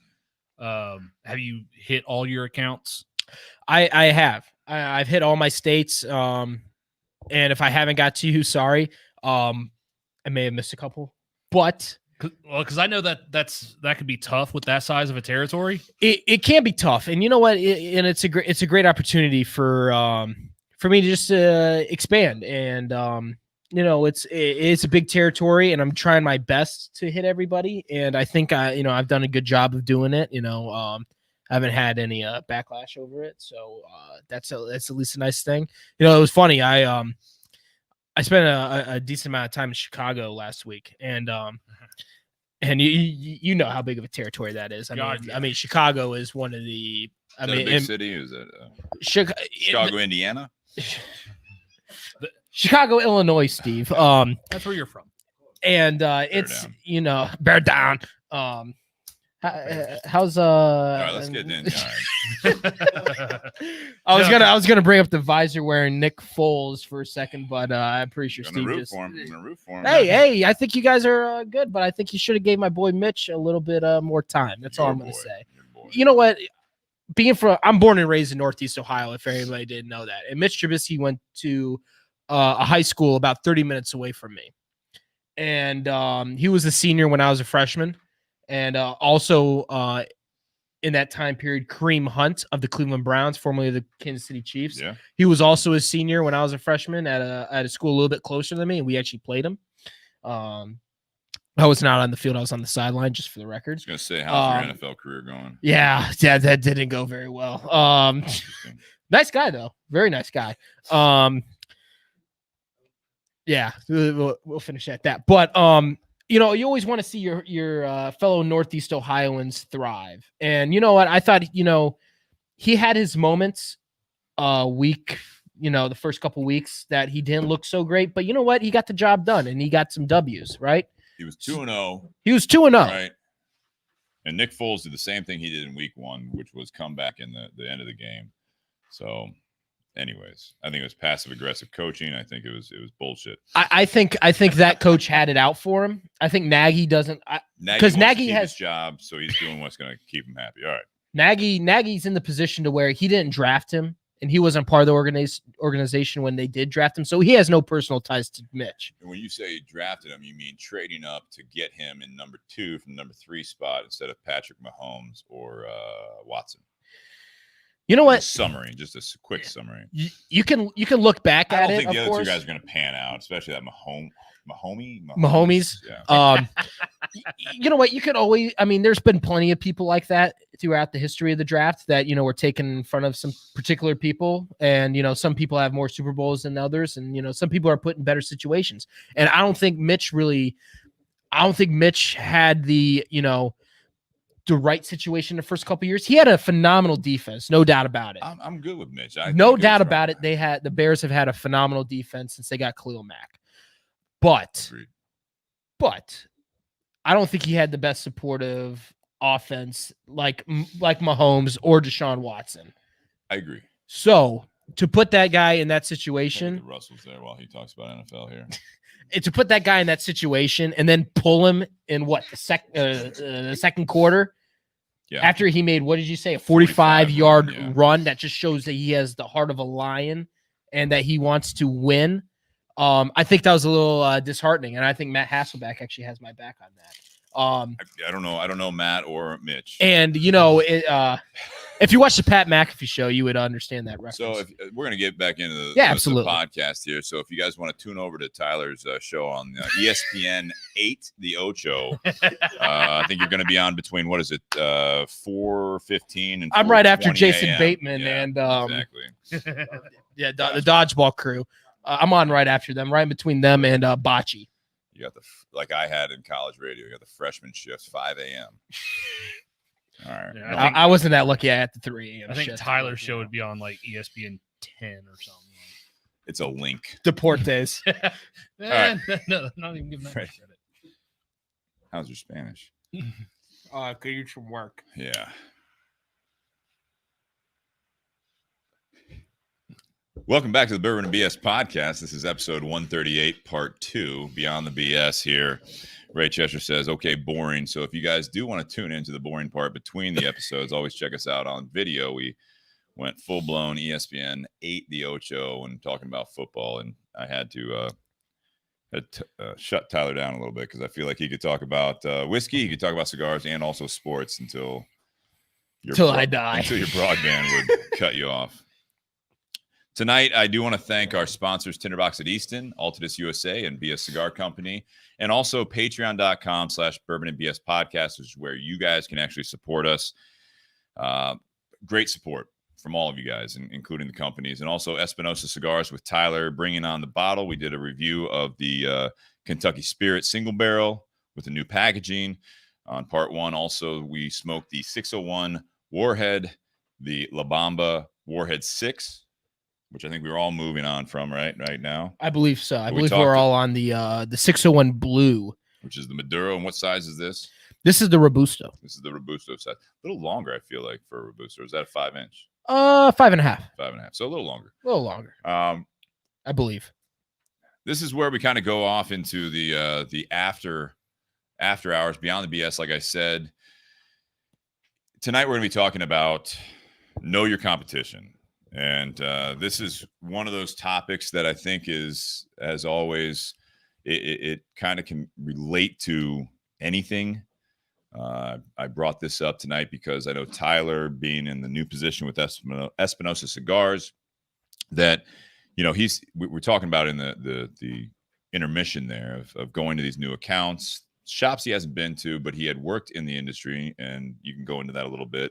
But knowing what's out there, I mean, so you work for Espinosa, that some shops like Tinder Box at Easton, one of our sponsors, it does very, very well. And then you go across town and they don't have anything on the shelf, and they have other cigars on the shelf. Today, you were in our shop.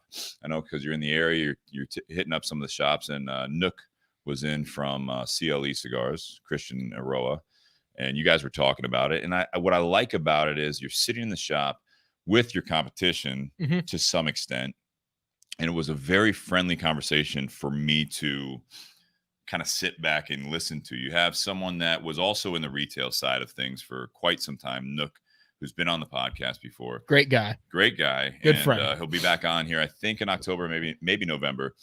But, he's sitting there talking to you and asking you questions and sitting in a shop that you guys both share shelf space with, and basically asking you questions and then giving you a little bit of guidance or some tricks to the trade that you Yeah, may or absolutely. may not have already heard. But I liked also hearing your side of the conversation where you were very receptive and you were offering up your information. And it's, I think, a very welcoming aspect that you have some competition out there that, yes, you guys are competing for the same space on people's shelves. Right. For a similar product. It's cigars.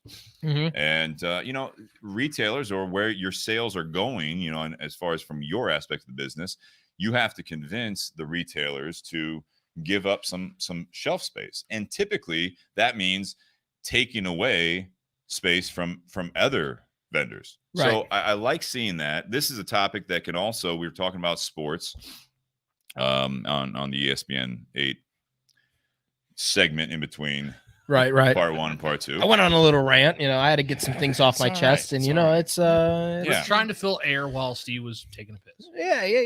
It wasn't that long. No. It wasn't that long. Yeah, we know. Jesus Christ. Pull that glass away from Nate, will you? I mean, I already pulled yours up. That I know, yeah. I got my own bottle. There's a nip in the air, and it's called attitude. It's a little bit of attitude. I think that this topic, know your competition. So this is something that you really, I think we can learn from when you talk about that specifically in the industry. You talk about the sports coming back and knowing your competition. That's always a great metaphor for life, in my opinion. But you can't just go in blindly.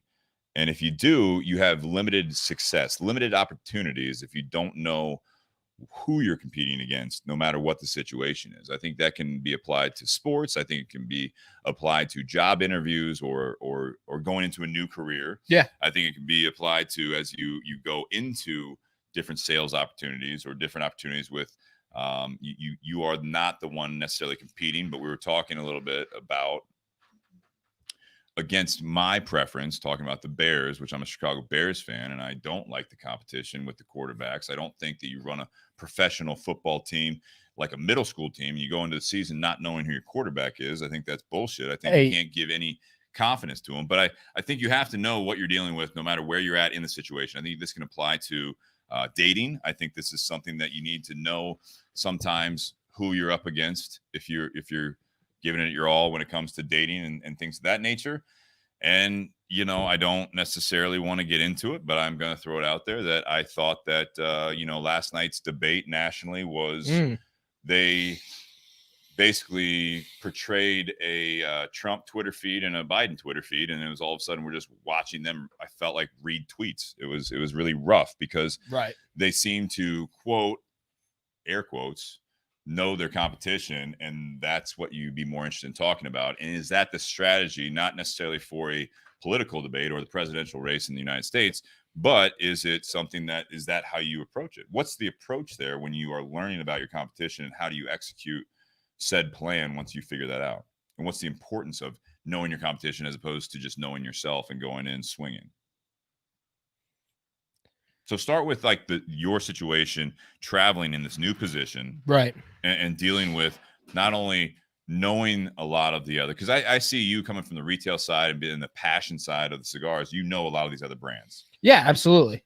And the thing is, you walk into enough humidors and you see the staples, right? You see the walls of the other brands, some of the bigger brands and stuff like that. And, it gets intimidating at times, but you know what? You got to stand your ground, and you got to be able to, you put out there what your company's strengths and weaknesses are. And, you're not really weaknesses, but, because I don't believe our company really has any, but at the same time,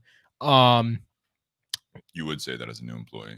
I mean, I completely believe it. And, it's, you end up seeing, to me, you have to be a part of a brand that you believe in 100%.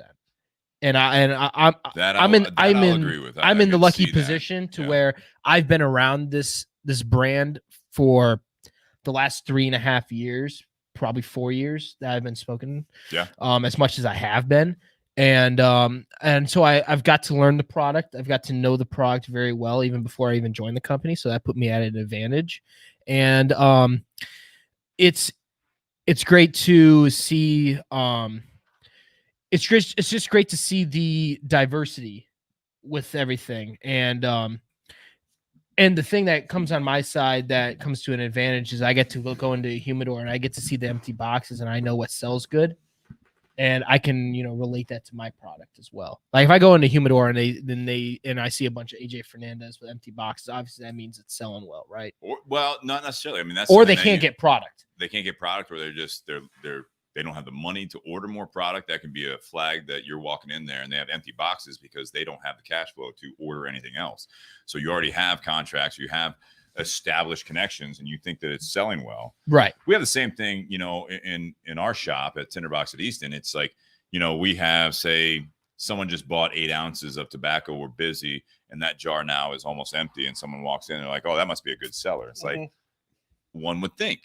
Maybe it is, but it's not always a telltale sign of that. Ray Cheshire in Vietnam had a question here. Who's the bench in the cigar world? Who is everyone else aspiring to be? Because I think that's, again, going into knowing the competition.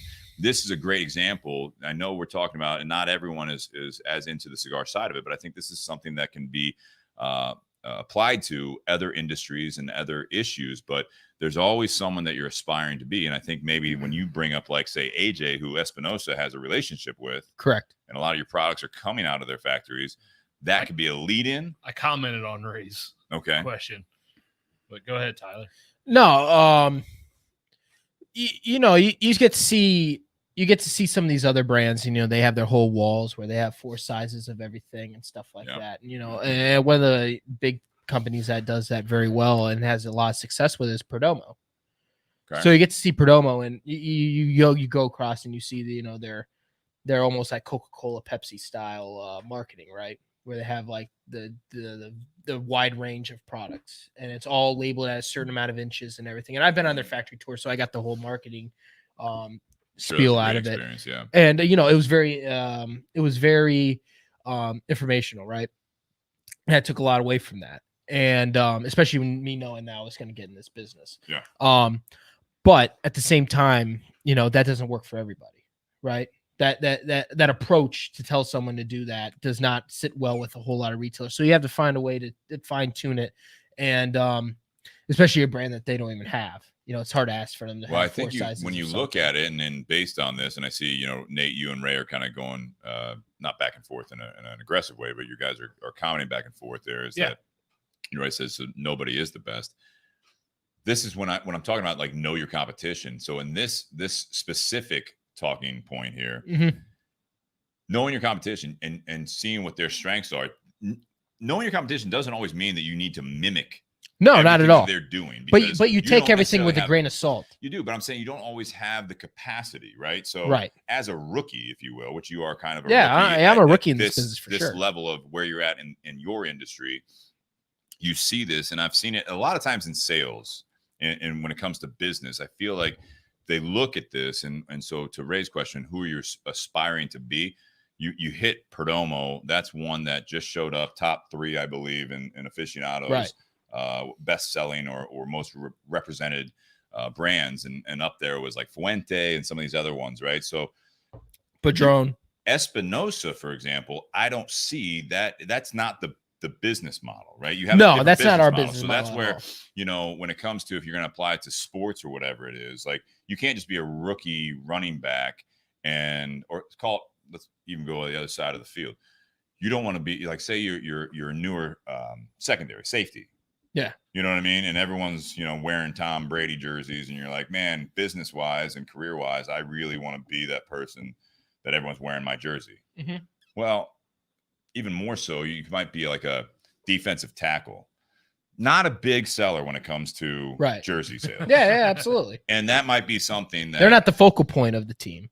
So I think that's my point there, right? Is that you don't necessarily have to aspire to be X, Y, and Z. You can be like an A, B, or C. Right. There's room in you take in all that information, and you take in and you look at it and you say, how can I apply this to my method, right? So something I've been doing on social media, and I haven't been doing it lately because I just kind of stayed away from Facebook because it's a little too toxic for me. They have a 30-day ignore button. Do they really? Yeah. I need to do that. Everyone you guys are like, you shitting me? Yeah. Right. You don't need to unfollow. It's like a mute button. That would be fantastic. Which is why no one's commenting on anything I post. But you look at stuff and like looking at some people, they post. They never did. As a consumer, I noticed this early on that, following a lot of reps on social media, especially Perdomo's reps, they post on social media the picture of the front of the establishment that sells their cigars, and they post their selection on social media as well in that humidor. And I took that under my belt, and I'm like, you know what? That's something that I could do. That could definitely, either tell people that this is something that you can find at this said shop, or people like I've had people since I started doing that. I've had a number of people that come up to me and be like, you know what? I'm in that area all the time, even though there's a cigar shop over there. And, I already have a relationship with that guy. And I know for a fact that, it's going to help that retailer when that guy's in that town. He's going to stop in there and buy an Espinosa now. Okay. Because he's a fan of the brand already. And he's also, he wants to support. He shops at that store. Right. And then he's going to start going to that store because now he knows it's there. And now they know they sells Espinosa. Okay. So, it's just it's a good mark. I mean, at the end of the day, social media, it has its moments of being what it is. And at the moment it can be very, not so positive, but you can make positive impacts in that realm. And I definitely feel like, me taking away that from whoever was posting that stuff, I feel like it's a big advantage for me to be able to put those guys. And it's at the end of the day, it's going to help retailers because someone that, follows our brand or something like that and follows me on social media, they're going to be like, oh, wow, I didn't know they're right down the road from me, or they're along my, travel route. So I'm going to stop in there. I'm going to support them and I'm going to support the brand. So that's one key point, I think, when we're talking about knowing your competition. Yeah, you got to take the best with the worst, Yeah, but I'm saying like you have to constantly be listening, observing. Yeah.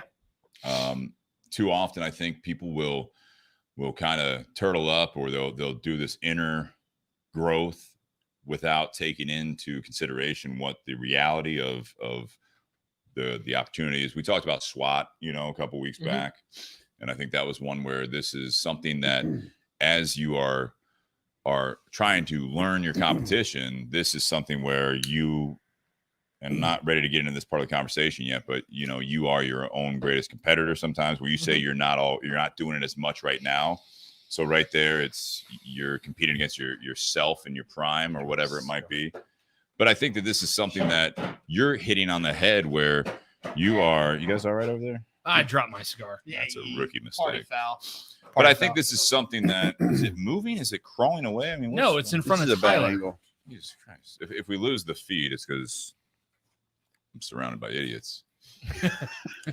You got one idiot to the left of me who can't hold on to the cigar. Apparently, I was sitting on my ashtray. And all right. So my point is that I think you hit it on the head, that you are constantly listening. You're observing. You're trying to not only know your competition, but see your opportunities out there of where you can compete, where you may not have even seen an avenue. Mm-hmm. So I think that's a valid point. Nate, what do you want to say if you're back? Well, I never left. No, when the way Chrissy says, I remember my first cigar.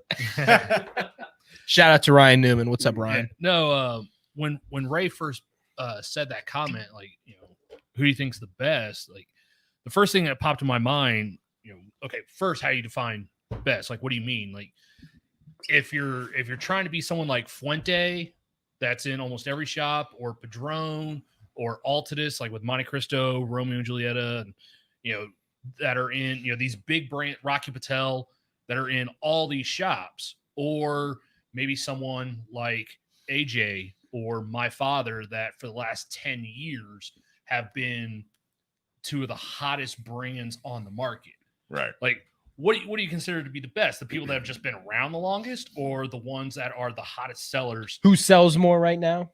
Well, or who's had product in the market longer? Well, it's kind of rhetorical, but I mean, there's no right answer. No, I mean, Fuente's been around for a very long time, and there's a reason they've been around for a very long time. Right. They make great cigars. Same thing with Padron. Even after they left Cuba, they still make absolutely fantastic cigars. And they don't even have to have sales reps, and people still buy their cigars, and shops carry their cigars even without sales reps. But for the last 10 years, we always saw, there was a bunch of my fathers that were number ones. There were some AJs that were number ones, or, getting those very, very high ratings. And those were the ones that you seem to have more people kind of coming into stores and asking for. So, but like what you alluded to with Espinosa, like Espinosa is not trying to be Fuente. No, we got to be who we are. And so when Steve brought up the topic, the first thing that I thought of, when you're talking about competition, yes, you have to know who your competition is, but that doesn't mean you need to be your competition. As in, you don't need to do the same thing they're doing. You just need to know what it is that you do best and highlight that and run with that. Like if take it to the football analogy. If you're playing a team that's got a great passing offense, but you're more of a running offense, don't go out there and just, try and play air war and keep up with them. Like it's no, you got to play your strengths. Yeah. Like don't go out there, you have to do what you do best. Don't go out there thinking you're the Big 12 and you're going to sit there and put up 55 points and lose. No. What are your strengths? Like if your strengths are not running, if your strengths are not passing the ball, then run the ball, because that's what you do best. Now, if the team you're going up against has a great run defense and a shitty passing defense, then maybe you utilize. Then you have to take advantage of the opportunity. That's knowing the competition and right, exactly. Advantage of that. I think that's the more important point. The first one where it's talking about your offense versus their offense. I mean, you don't play offense versus offense. No. So I mean, this is where knowing your competition is. You have to know which part you fit into is maybe where you're getting to with those comments, but it's something where you need to know what your offense strengths are.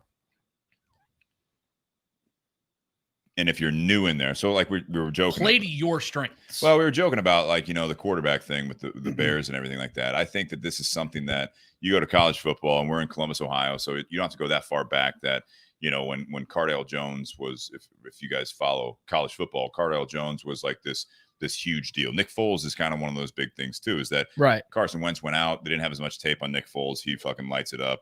Yeah. And then he goes in as a starting quarterback, and turns out he came out as a he took advantage of an opportunity. Yeah. I mean, but that's, you may not, you know your competition. They may not know you.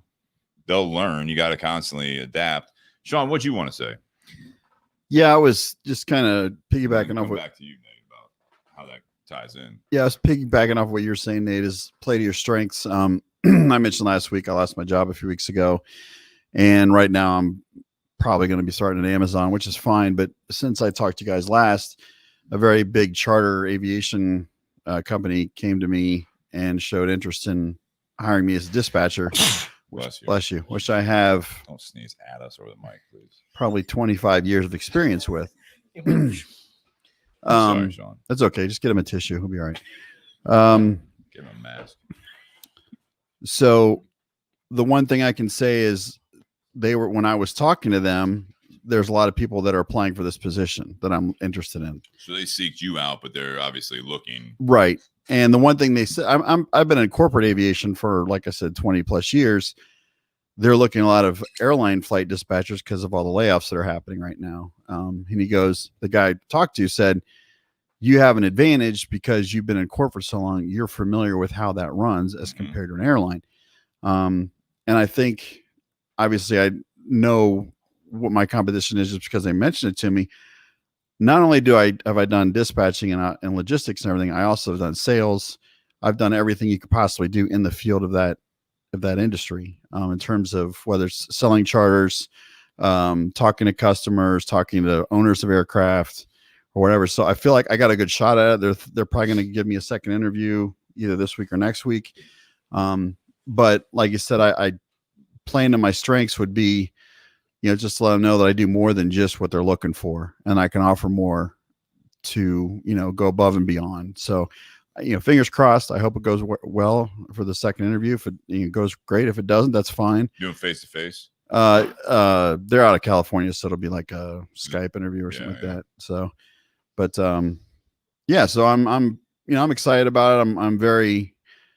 I'm not I'm a little nervous because you want to be a little nervous just to kind of be like prepared. You don't want to be too cocky about it. So, but I feel confident that once I do have that interview, that I can just play to my strengths and, do the best of my abilities with them, when I talk to them. And if, God willing, I get on their team, which they're a very huge company. They're very big, one of the biggest operators in the country. Nice. There's a good chance, but yeah, I just want to share that. That's all. No, I think it's good, and good luck to you. Yeah, good luck, Sean. 100%. Thanks. I think so. You're gonna have Shannon do your hair before. I mean, if that's why, is it in person? I mean, I feel like that's not joking to a point when it comes to personal side of it is so for years I was in the moving and storage industry, and I interviewed a lot of people from management positions, all different sides of operations, sales, HR, all that stuff. I also interviewed people for frontline, which were movers. And I wasn't expecting people to come in and, 3-piece suits and everything like that for a mover or driver position. Now, what I did expect is for you to come in, unless you were coming in and you had a reason that you were coming in, kind of grimy and everything else, that because you just came from your other job and you literally come in to me and say, hey, sorry, I wasn't able to get dressed up for this. I had everything planned. I'm currently employed. I just came from my other job. I barely made it here. I had already called, blah, blah, blah. That's why I'm looking like this.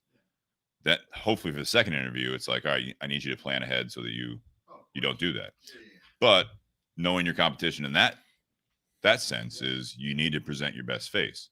Because if you're doing that, I got to tell you, this is something that right now, even more so, I talk to people that do the big business. They're like, yeah, we don't need to be in the offices and all that stuff. It's like, as soon as you get to the point where you're doing the hiring, firing, and disciplining and everything else, you will have to have some sort of face-to-face. I know you think that, Zoom calls and everything else is the way of the world and we can survive like this.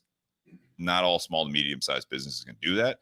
But even when it comes to you, Sean, when you are in that situation, you have to remember, I firmly believe that of the people the candidates that they might sit down and talk to as they are with you, there's going to be that one person or more where you can sit down and you say, hey, to your wife, Teresa, hey, I need all animals. I need Molly. I need my space so I can do this call. I don't want to have to sit in my car and be somewhere else. I need to be able to fix the background and make sure that everything looks neat and tidy. These are those things that, knowing your competition, you want to the point, like, Ray's asking and everything else about who you're striving for when it comes to the cigar business. And we get back to that. But I think this is something that's very, very valid. You need to be able to present your best self. You need to have what your goals are and then actually work on how do I get the best presentation out there as well. Because there's going to be some candidates that are like, oh, sorry, and nothing against, everyone's in an interesting situation, especially now. But it's like, oh, sorry, my kid. Hey, can I get 5 minutes real quick, middle of the interview, because all of a sudden it's scattered. You know what I mean? Or like the background is just a mess. You know what I mean? Like dishes are in the sink and bullshit like that. And it's like, you need to know going into that, I think you do. This is more of an example for everyone else, but in that type of situation, my advice is that make sure you present the entire picture of you. That's where I was kind of joking, Shannon going to do your hair. It's like, if you're in person, you go in looking like your best self and the most controlled self, so that you have no regrets on when that interview's over or that sales call's over. You went in there and that you stand up on the very, very basics against everyone else that your competition is. I think people forget that, especially now. Everyone, all the keyboard warriors and everything else, I think that they just forget that. They're in their pajamas and they're like, oh, hey, how you doing? My name's Steve and all this stuff. And they're sitting there at like a conference table ready to interview you. And you're like, oh, shit. You guys are in suits. And I thought we were just doing this informal thing. No, that's actually pizza. Hang on a second. Yeah. Ray was saying, I find it hard to believe that when they sit down at cigar companies to have senior meetings, that they are not looking at certain other companies and comparing results. I think it goes back to that whole thing. It's like, knowing your competition doesn't always mean that you have to line up with the giants. Right. It's knowing what they're doing and what they're doing well, what you deem as, and you can hopefully get feedback as you're out on the road, like you're that road warrior, Tyler, that you get this feedback so you can go back to, and I see he's on now, Jack Tarano and Hector are watching. Oh God. Or Hector is. I think that they're going to take that feedback and realize that it's all about forecasting, that if you want to get to a certain level, and I think that Ray is looking at that, and I like that aspect of it. And I think, Bobby Hirschman said Padron, Ashton, Fuente, Perdomo, AJ, Oliva, rattles all these off. Right. If you're staying on top of that, knowing your competition, you have where people are at. You have for example, like you have the Tom Brady's, you have these dynasty organizations like that as well. I'm not trying to say Tom Brady's the greatest or anything like that. I'm not going to start that holy war with football. Well, clearly he is. I mean, let's just put that out there. My point is that I think if you know where the people that you're striving for or striving to be, or some of the best in the industry, no matter what the industry is, you have to learn from them, but also realize your capabilities at the time, and how do you do we have the mindset that in 5-10 years we want to be there, or do we want to take what they're missing and knowing the weaknesses or the shortcomings or the windows of opportunities from some of these greats, that you can actually make the money in these windows, right? If that makes sense. So that gets back to that project we did with General Cigar. So General's in a lot more humidors than we are. I mean, that's just a fact, right? Yeah. And in some of the accounts that we may not have had, before, may have had a lot of success with Warzone. And then they're like, well, who? And they may have never heard of us. And they're like, oh, who are these Espinosa guys? They know how to make a good cigar. Yeah. So that's where we use that to our advantage. Is we're not trying to be General, or we're not trying to be any of the big dogs, but we're using that relationship to our advantage. And we're using that whole project to possibly, enter in those humidors, because that cigar sold well at some places, and, or hopefully most of them. And you're like, all right, you go in there and you can tell them, like, yeah, how did that, I saw you have Warzone in there. How's that doing for you? And they're like, this is doing fantastic. I'm like, well, we manufacture that. And, that might open their eyes and be like, oh, wow, you guys manufacture cigars for General Cigar? They're the big dogs, right? And, and so that's where projects like that come in that help you out a lot. I had a shop in Green Bay like that.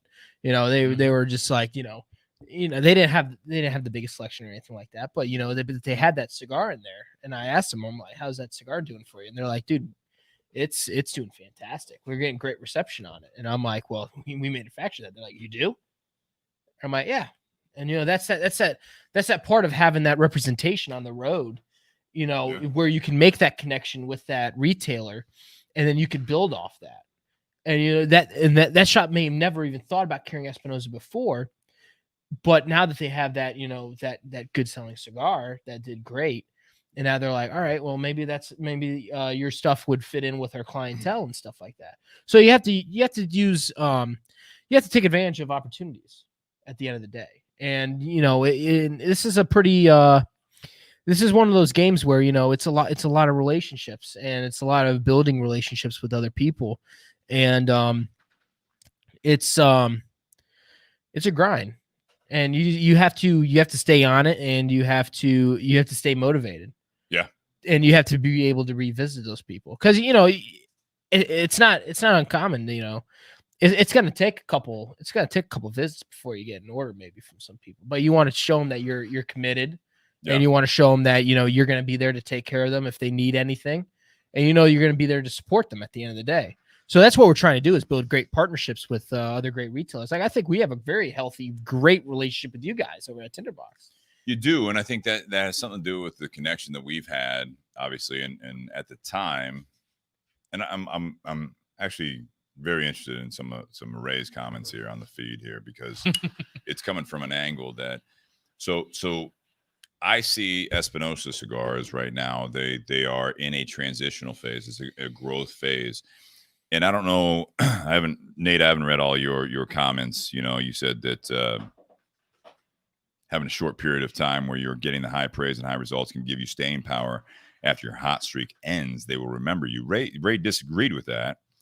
And that's fine. You know, that's what this is all about. You know, this is the conversation. He says the only time people remember the small successes is when they are reminiscing over a company that no longer appears successful. It doesn't mean that it stops there. And I think that's where, for example, you know, the shop where I'm at with Espinosa Cigars, that's the small win. And that was because Eric himself, the owner of the company, put himself out there. Oh, he did the legwork. I mean, he positioned himself. I give that guy a lot of credit. It's what's the next step. Right. And I think maybe that's where the connection there between Nate and Ray's comments might be, is that, you know, the small successes will hopefully are building blocks. It's not just, yeah, we had a great year, let's just ride it out. Because you're right. I mean, I think Ray's right in that sense. And I don't think that's what Nate, maybe you meant, but if you die out, yes, then you'll be the reminiscent thing. Hey, remember that 601 Blue? And they're like, yeah, that was a great cigar. Yeah, it was a great cigar. I wonder whatever happened to them. That's where I think that conversation is going, where knowing the competition is there's the business side of it. But if you just go in, you're like, you know, Espinosa Cigars or whatever the business you're in, whatever the situation we're relating to when you're listening to this, if you're just going for the small wins, that is like sports where, yes, you get 1 yard, you get, you know, 5 yards, you hopefully get down there. You want to build off. But you have to realize what gets you to be the complete package. Yeah. You know what I mean? And with sports, especially the professional ones, there are plenty of organizations, us being in Ohio, one in particular that, from my understanding, is very financially successful. Cleveland Browns has been historically terrible, right? And they sell historically mediocre. I'm not trying to offend. I usually do, but I'm not trying to offend anyone. I think that, you know, I think that's a fact at this point. I mean, I don't think that's up to debate. I think that might be just a pure fact at this point. That I offend people. No, that the Cleveland Browns are mediocre. I mean, either way, for the most part. But I think that they're turning around, though. It's the goal. I mean, like, that's the thing is, I was talking with Brian today. I feel like a lot of people that make the first comment from the sidelines haven't been in that position. They haven't been a small business owner. They haven't been a big position in a big business. They couldn't even read a P&L if you dared them. Right. You know, if I say I give you $1,000 if you can translate this P&L statement for me, and it'd be just the basics. And I'm not even talking about like subcategories. I'm not even talking about, you know, the second, third, fourth page. I'm like, these are the top, you know, operating costs and everything else. They wouldn't be able to do it, and that's the understanding, is that there's got to be a health to it, so that you're not just you're not blowing your load just to have success and not doing it in a smart way. I don't know if Ray is I know he's thinking about that. I don't know if he's really including that in this. You know what I mean? It's not an overnight success stories don't happen overnight, in my opinion. Like if I got a $30 order from a retailer, right? My job's not done. No. Right. I have to go back, check on the product, see how it's doing, right? Then within the next month, right? Right. And then if that's not going as well as that is, I got to do everything in my power to help that retailer, because that's at the end of the day, we're building partnerships with people. Yeah. And if my cigars aren't moving in your shop, then that's an issue, right? So I mean that has to do with, you know, me doing my job at some point. My job's not done until the cigars are out of your humidor. Yeah, I mean, you can sell to. I can sell you all the cigars I want, but as long as if that middleman, and again, that's not a negative term. It's that middleman isn't able to sell your product, right? In this situation, if you can sell that front line, if you can get past the gatekeeper, even to talk to someone, you still have to talk to that person. You still have to, in your point, you still have to get the cigars out so that now all of a sudden there is a worthwhile relationship that is a synergy, that it's like they buy from you, you win, they buy from you, they sell. So now everyone's making that's a double whammy, right there. Everyone's enjoying this part of it. Well, I know when I started on the road, when I was a cigar rep, you know, I knew the rep before me was very well known in the industry and in the territory. And so my first focus when I started was trying to build a relationship with all the shops. So, the people that were making the decisions, the people that were the ones writing the checks to bring the product in the shop. Like I wasn't just going into the stores my first time around and trying to get them to get a 20 or 30 box order. Right. Like I was introducing myself and who I was to try and establish a relationship. You just wanted to put a face with the brand. Exactly. At that point. And build from that and learn about their business. Like when I was going around the first time, like I wanted to learn about their business. I wanted to know how long you've been there. I wanted to know what's your best sellers. How do you operate? What does well? What do their customers tend to purchase? Like, what are some of their best-selling cigars or, best-selling profiles? Is it a shop that sells more mild cigars, full-body cigars, somewhere in between? What type of lines do they do well with? And if they happen to already have our product, like, okay, what from our line does well for you? What doesn't do well for you? Right. And then from that, either, okay, these lines do well for you because of this type of customer. Cool. Well, here are some other products that we have that those customers may enjoy. Right. Or, hey, I notice you guys don't have any of our milder cigars. Right. Like, do you sell many mild cigars? And and then like, well, we actually have something that fits in that, because the company that I used to work for had a reputation for making very strong, full body powerhouse type cigars. That wasn't very common for its area that it manufactures in. Yeah, exactly. Like most people don't think of Dominican Republic as full body, 82% Maduro type cigars. Not at all. And be like, just trying to like, okay, yeah, you do realize we have other things, right? Like, so if you sell mild cigars, like, why won't our milder blends do well here? Yeah. Like, oh, well, because then if, you're going up against, let's say an Ashton or say Monte Cristo, well, our milder cigar, we feel it's just as good as theirs, but it comes in at a little bit lower price point. And, you try and start with the groundwork of the relationship, right, and build it from there in order to. So you're introducing a new level in when it comes to sales, which is what this has turned into, a bit more heavy, which is fine. I look at, so your competition in this industry, Tyler, isn't just the other companies. So now you have a competition sometimes with, in a sense, the mindset of that person that you're selling to. Bobby Hirschman's on here in Philly, and he's saying, you got to meet the consumers and whose hands that's not just the owners. Right, because at the end of the day, it's the consumers who are going in that humidor and buying the cigars. So now you have to realize that it's all about, again, I go back to the observing and the education of who you're actually dealing with. I don't know if you've run across this yet. You have to know it's important to your direct sales aspect, right? So if for your example, Nate, you're going into that and you're saying, if you had, I feel like you were trying to maybe allude to that, is that consumer is in consumer for you is the retailer, right? Your customer directly. They equated Dominican tobacco, for example. They come in like your LFD and all this stuff, and the only LFD that they had they're thinking Dominican tobacco is milder because of, say, Fuente's big products, besides some of their more limited releases, but or you say Ashton, which is also Fuente. So anyways, this is all Dominican stuff. So your competition could be the knowledge base of your customer. So you say, well, I do actually have, a lot. You go in there not knowing your competition of the knowledge base, if you will. You don't know that they're like, well, so yeah, we are Dominican mainly, or for you, Tyler, we're Nicaraguan. And they're like, we don't really do really well with that. It's like, well, what kind of cigars do you smoke? I like to really smoke mild. Like, that is a huge giving point where it's just like, and what do your customers like to smoke?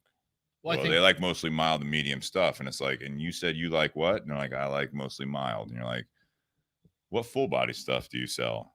well, we have this, but it doesn't really sell very well. Because at the end of the day, it's that shop owner who's going to end up, guiding their consumers to purchase some cigars.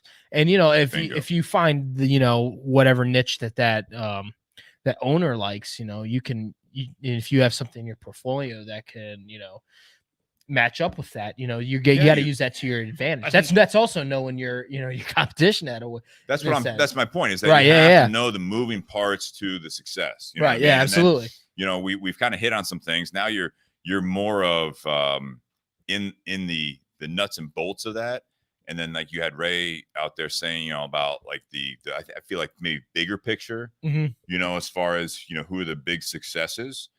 There's not, in my opinion, most industries, there's not one way to succeed. And that was kind of my point. If you have a company, a competitor out there that is really hitting, you walk in there, in this example, again, I know this is cigar heavy because we have a cigar rep on tonight, and this is how it kind of goes. But you have this Nicaraguan company that is really selling the medium to full stuff, and you're like, man, you're doing really well with that. And they're like, we are, and it's easy. For me, it's easy to sell this stuff because people already want it and all that stuff. I have to work harder for your stuff and everything else. And now you have your work cut out for you to be able to compete with that. And then what Nate, I feel like, might have been touching on is that they don't do very well with the medium to full body stuff, right? They don't do well with take it away from the cigar side of it. You have an entry level type of company that their products, whatever the industry might be, whatever their widgets are, they're in the let's call it W to X range of price. And like, we just churn it. We really sell these products for at no higher than X. Right. And you're like, well, we know, so our products come in and this is why. And you try to educate them. It's in that Y to Z, a little higher price point. And well, what? My customers don't like that. And you're like, well, what do you, it's knowing, it's asking the qualifying questions. I feel like is that observation. It's the knowledge base that you're knowledge creating. Is king almost. It is king, but it's also, you sometimes need to let the other party realize what may be important that they haven't looked at. Right. You can sell, let's put dollars behind it. You can sell $5 products. That's fine. And if that's easy and that's where you're making money, it's going to be tough. I'm coming in at $15 an item. Right. So now we're 3 times the price. But if you sell one of my products instead of 3 of theirs, now we're even. You know what I mean? If you can match that up. I just think that there's a lot of moving parts there, that knowing your competition is not always just focusing on who else is out there. Because if you compete and your strengths are not their strengths and they're succeeding, if you don't go back and revamp your entire approach, you will not succeed. Well, and at the end of the day, I believe that comes down to believing in yourself and believing in what you represent. And I think, when you believe in what you represent and if you believe in yourself, the opportunity is limitless at that point. Well, I think you can make a major impact on anyone in that case, as long as you believe in it. And if people can see through bullshit, let's just put it that way. Not everyone, but most can. Most people can. And I think that, that pops in my advantage because I'm all passion. This has been my life. You're not hardened yet. I don't have the gray hairs. I'm 23 years old. Yes, right? hair. I'm 23 years old, and I've been living premium handmade cigars probably for the last 4 years of my life. Every day, I go to bed thinking about tobacco. I wake up thinking about tobacco. Right? You may be an addict. And no, it's not even that. It's the love. It's the passion. I know. It's the appreciation of this handcrafted, luxury we all love to enjoy. And people, the crazy thing is, people want to throw money at you. I mean, that's the position you're in. People want to spend their hard-earned dollars with whoever's going to give them the best experience possible. That's the goal, right? And if I can do my part to help any retailer out there move product, make them money, and at the same time fulfill a customer's appreciation of a handmade product, then that's my job. It is your job. And I referenced this earlier. My job's not done until that product's out of your humidor. So I've already done a couple times where I've come into your guys' shop and I've ran specials or something like that. I did with Shannon earlier. I think who has left us at this point. Yeah. Not like left us. No. Garage. He left the garage. Can't say that these days. Yeah, I mean that. He's Oh fine. God, He's healthy. that's gonna be. I can't run for president anymore now. Probably not. But it's working hard, believing in yourself, and it's believing in what you represent that I think is most important in this industry. And I think, as long as you show up, like, okay, I'll use this as an example. Very good friend of the podcast, John Demharder, right? Yeah. The minute he knew that I wanted to get in this business and do what I'm doing now, he told me two things. He's like, Tyler, all I want you to do, turn the key and don't be a dick. It's like, it's almost as easy as that. And I'm like, okay. That's sales in general. That has nothing to do with the cigar industry. I'll tell you that right now. But at the same time, it kind of does. I mean, as long as you're respectful to the people that you show up and see, and at this time, it's probably one of the worst times to almost, try to enter a new cigar into a humidor right now. Because people don't know what's going to happen in 2 months. Once it gets colder, they don't know if that thing is going to get worse that we're going through right now. I don't want to get you guys taken off Facebook, so I don't want to reference it. But a lot of these retailers don't know what's going to happen in the next couple months. They don't. I mean, a good majority, I think, certain ways and stuff like that. We're still in that mode of. I mean, for goodness sakes, you guys can't let people smoke in your shop still. That's true. And most of Ohio, if not all of Ohio, is doing that other than you guys for the most part. But that has to do with your local, your unfortunate situation you guys are in. We cannot confirm nor deny that any other cigar shops in Ohio are allowing smoking in their shops. That is true.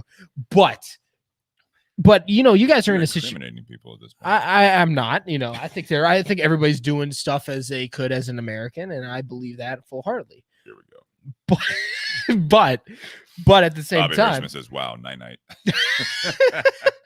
But he's been saying goodbye for the last half hour. Yeah, he's still tuned in. He can't get it. Bobby. Bobby, you can't get enough of this. Let's just be honest, bro. But at the end of the day, it's. How many times have I said that? We didn't do a drinking game with you at the end of the day. Next time you're on, at the end of the day, will be a sipping thing. Do not finish your drink. Yeah, he's getting up there into Bobby Crow territory. Bobby Hirschman says, "Peace out." He talks more than Espinosa, so he's learned from the best. You know what? There's a reason why they sought me out, right? So going back to the topic at hand, knowing your competition, there are so many different avenues we can take with this. I think we've definitely gone down the route of the cigars and more importantly the sales, but it's easy for us to really talk more about the cigar industry. I think that there are lessons there outside of that. You take a step back, a ring back, you know what I mean, a circle back, as far as your focus or your scope. You take it out a ring, and I think knowing your competition when it comes to work, it does apply to other aspects. And it's not just the sales aspect of it, but it's communication. I think in today's world, and I'm not just talking about the hot topics right now of COVID-19, of protests, of sports, of politics. These are all, we're in a mode now that it feels like, to me, and you guys out there, you tell me if you think differently. I think that it seems like a competition. You're constantly have blinders on. So now everything that we just talked about learning about your competition and knowing your competition, Right. it's used for, if you know what the hot topic is or hot button is for someone you're talking to, you're using that as knowing your competition so that you can just drive a dagger in and do word vomit, basically, whether it be through social media or through conversation or what have you. It is blatantly just throwing information, whether it's sourced or not. And if someone disagrees with you, or if you disagree with that person that you're talking to, the nuh-uh approach is being used at this point. It doesn't matter what the fuck you say to them, Right. or it doesn't matter what the fuck they say to you. You aren't listening. So now knowing your competition is simply trying to find the weaknesses so that you can win. And I think that is a very unhealthy aspect of this. This is not a manipulation thing. And I think we touched on it earlier when we were talking about you, Tyler, and Nook. Mm-hmm. That is a healthy competition. Yeah, that's a healthy conversation. Right. That's a win-win. Yeah, which we are not in that mode as a country, as a society. We're not in that mode, and it's a. When I brought up the conversation of knowing your competition, it was easy to talk about where you're at, Tyler, in your new job. I think the bigger issue is, how do you take that mentality when you are trying to deal with other people, that you don't use your knowledge, or like Nook could easily give you the wrong information. You got someone that knows more than you. Right. And instead of asking you questions, trying to, hey, what have you found out so far? Nate was asking you tonight already, you know what I mean? On the podcast, he's asking you, what have you run into? All this stuff. This is constructive conversation. Right. The constructive, 'Cause I've been there. Yeah. Right. But the constructive side, you shared a similar experience. The constructive side of competition and conversation is quickly going bye-bye. Mm-hmm. Sadly. How do we get past that? I think that's,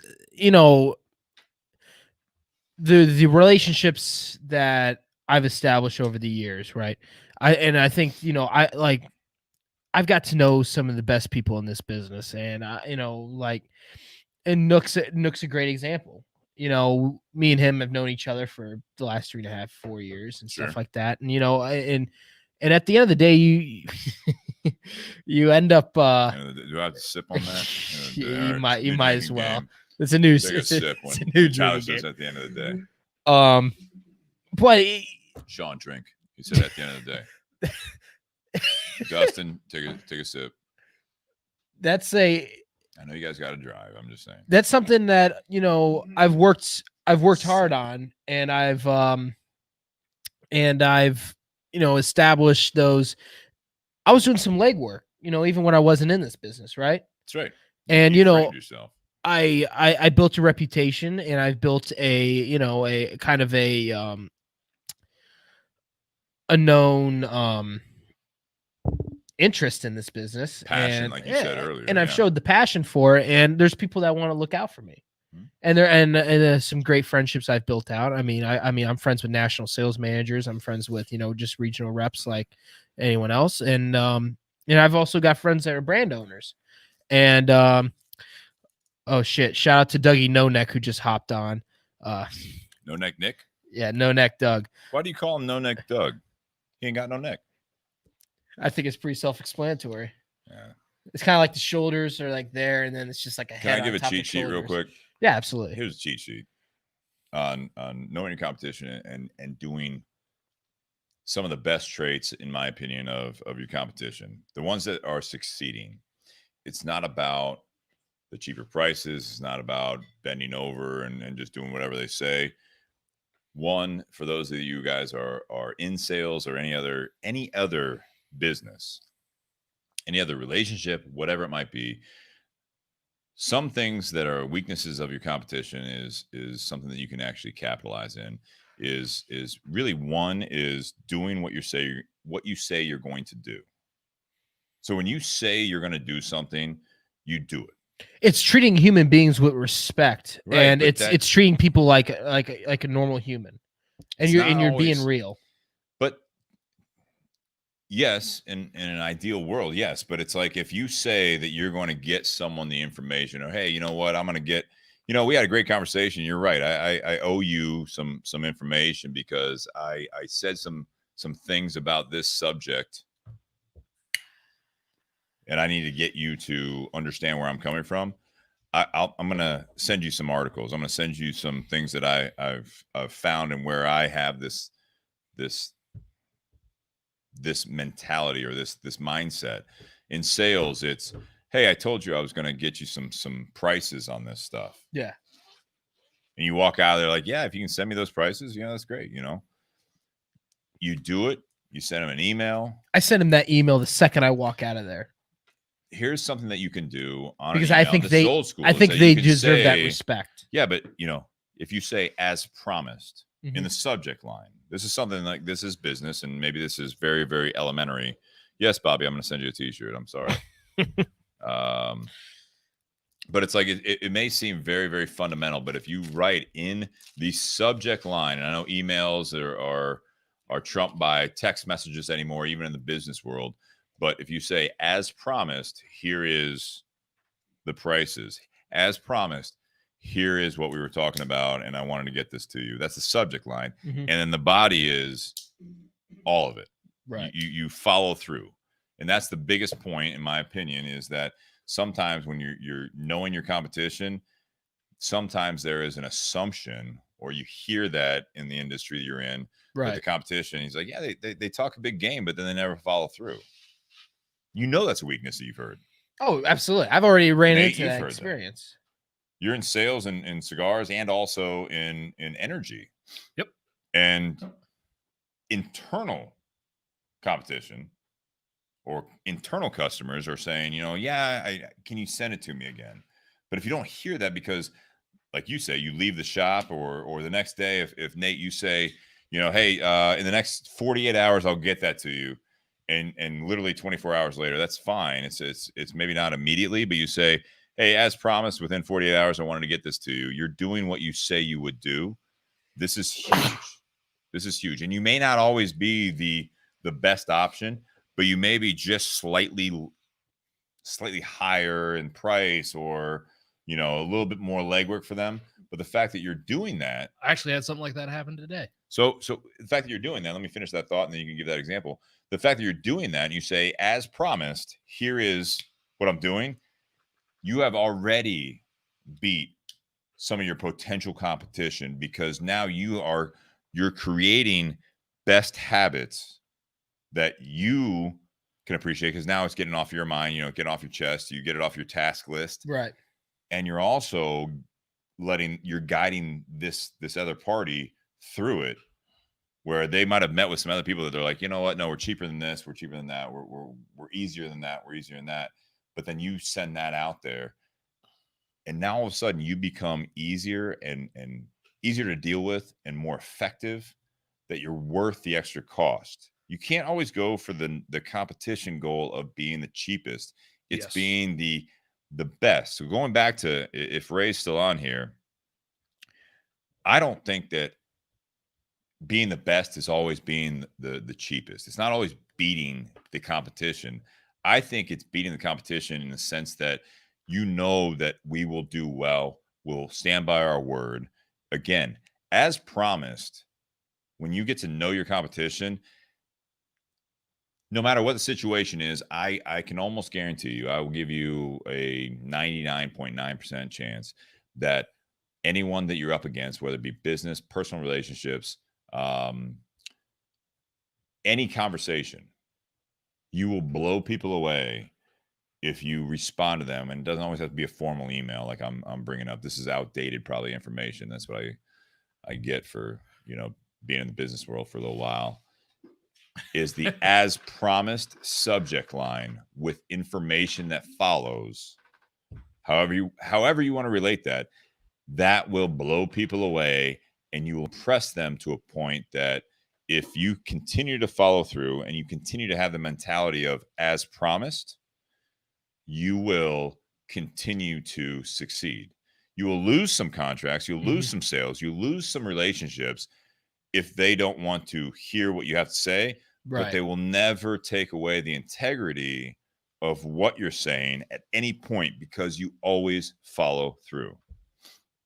Yeah. So Ray, I didn't say that you said that being cheapest. I'm just using that as an example.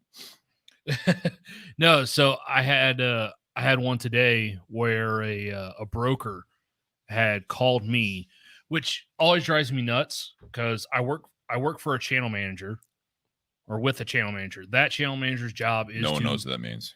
I was getting ready to explain it. Thank you. That channel manager's job is to maintain the relationships with brokers and be the go-to for those brokers. Salesperson. Yeah, they're the sales rep. There you go. And I'm the sales rep support person. And there's a couple brokers that if they have a question, for some reason, they always call me first. Why do you think that is? Because my experience and because my knowledge. And they know he's going to follow through. Bingo. You're going to respond. So the guy's on the phone with me wanting to send a contract out. And he's like, do I also need to include this? And I'm like, I'm not sure if you do or not. Let me reach out to my contracts team. He's like, all right, I'll just wait on the phone. And I'm like, it may take a couple minutes, but as soon as I find out, I will send you that. And he's like, all right, just let me know. I'm going to go ahead and send this. Let me know if I need to send something else as well. And sure enough, I reached out to someone. They told me the answer. And immediately, before all the other stuff I had to do, I immediately responded or sent an email to that broker saying, hey, you don't need to not only do you not need to do this, here's why.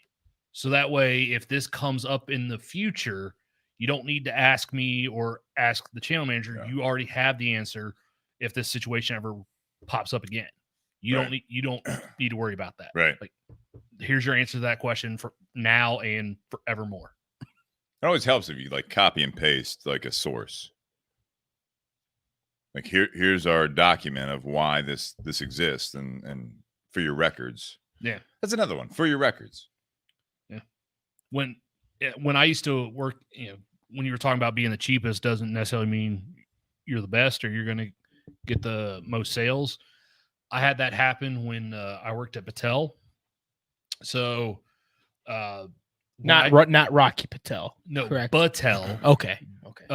Just want to clarify. One of the ones that are working on the COVID stuff. Yeah, they're the ones that created the whole process of being able to sanitize the N95 masks. So that way hospitals didn't have to keep buying them; they could actually reuse them.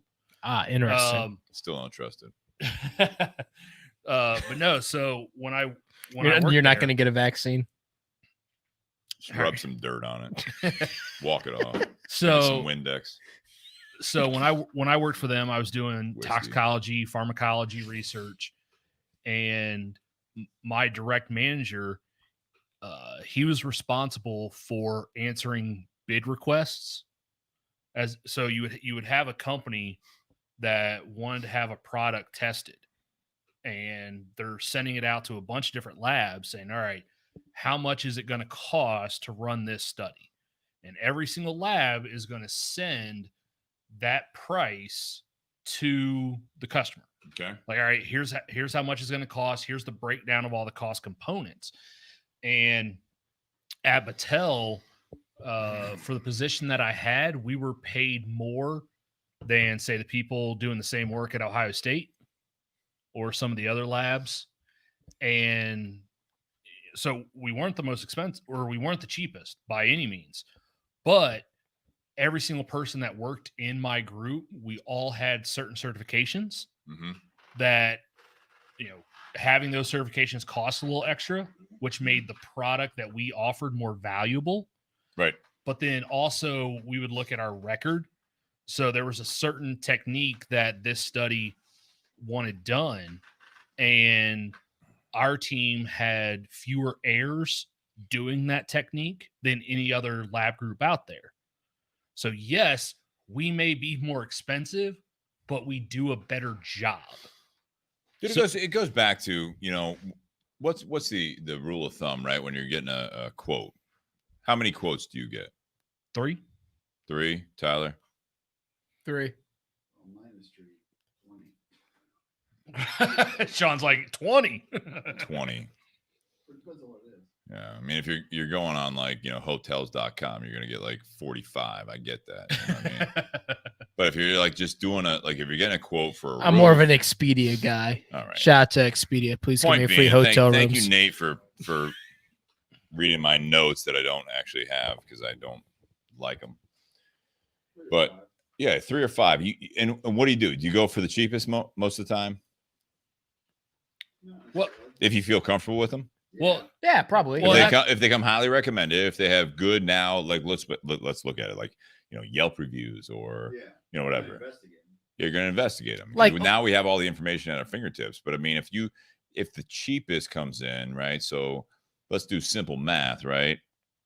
You have a quote for something, and this is just simple math. But you have 3 quotes. One's 1,000, one's 1,500, and one's 2,000. Okay, those are big percentage jumps. Yep. It's not the same thing as you have one for 1,000, one for 1,100, and one for 1,200. But if you have 1,000, 1,500, and 2,000, and you look at that percentage wise, no matter what the project is, how are you going to handle that situation when you're dealing with those types of things when it's not always the cheapest? So how do you actually determine that? So knowing your competition, you have to provide extra value, right? Is what I believe, and that's something like with our industry. That's something that what industry? Cigars? No, with energy. With energy, okay. Yeah, so that's some of the things that some of our sales reps that go after larger customers. It may not, the energy price that we quote or offer, it may not be the cheapest, but here's all the things that we will do for you. And if the customer is like, okay, I never thought about that, this company's not offering that, but with what you're saying that you offer, that might help me out somewhere down the line, that provides a value to where, if that customer has a problem, yeah, who's better to deal with? Is their company better to deal with, or is our company better to deal with? Or if you're buying something tangible, say the price points that you had mentioned, if someone buys something for $1,000 and it's only expected to last 3 years, whereas the $2,000 product is going to last 10 years. But now you're going into the Tommy Boy mentality. You can take a dump in a box and mark it guaranteed, and I have spare time. I wasn't even thinking about that. If you want a quality product, you buy from Callahan. You buy from Callahan's. Tommy Boy is a Chris Farley movie, if those who don't know. For those who don't know. I wasn't Did even pretty thinking about that well. reference. Fat man in a little coat. Well, that's not the same thing we're talking about. No. But same movie. Same movie. Like, if you want me to slap a guarantee on it, I will. But I mean, like, yeah, then the whole butcher analogy, and yeah. A lot of people went to college for 7 years. They're called doctors. Van Wilder. That's a great movie. I love how That's a classic. Completely derail a podcast with a Tommy Boy quote. You're to blame for that. You started it. But no, I mean, if you're not the cheapest, but you're trying to sell a product, are you able to sell more of your product, or is there something else that you can provide that makes that dollar difference worthwhile going for? So, yeah. Do you have anything else to smoke? I'm running out of this. I'll pay you back. Do you need a BS? Yeah, I'll take a BS. I know where to get those. Yep. He already provided 2. Stop. No, don't do that. Don't do that. He brought 8. How much more do you want from him? So I'm about to light up a Laranja Oscuro Corona Gorda. Oh, if you haven't tried that, Thank I highly recommend it. It's all right, so beautiful. And Dimmick, who's going to be coming on towards the end of this next month, October, or if you're in Vietnam where Ray is, it's this month. But initial cost versus lifetime cost. Sometimes the cheapest up front is going to cost you more overall. And she's not wrong. I think this is something that I look at it. So I came from like you talk about previous industries, and that's where I think it translates to a point where now in the industry I'm in, it seems like second nature. But I came from an industry moving in storage that we were never the cheapest. And I'll give this, and then we're going to roll into, for those that are listening, we're pushing our time here, so we're going to roll into closing remarks. But I'll lead into that with this. We were never the cheapest, but there were some core things, and we did fail sometimes from never in your time that you remember that we were the cheapest. Yeah, very rarely. Okay. And when you go to moving, there's do it yourself as a competition. And so during the 2008, when things started crashing, that's when I was in the industry. Mm-hmm. So our biggest competition at that time was do it yourself and also Craigslist. Okay. So no, we're not going to, because we also paid workers' comp. We trained our individuals. We gave them benefits. We had a 401k program.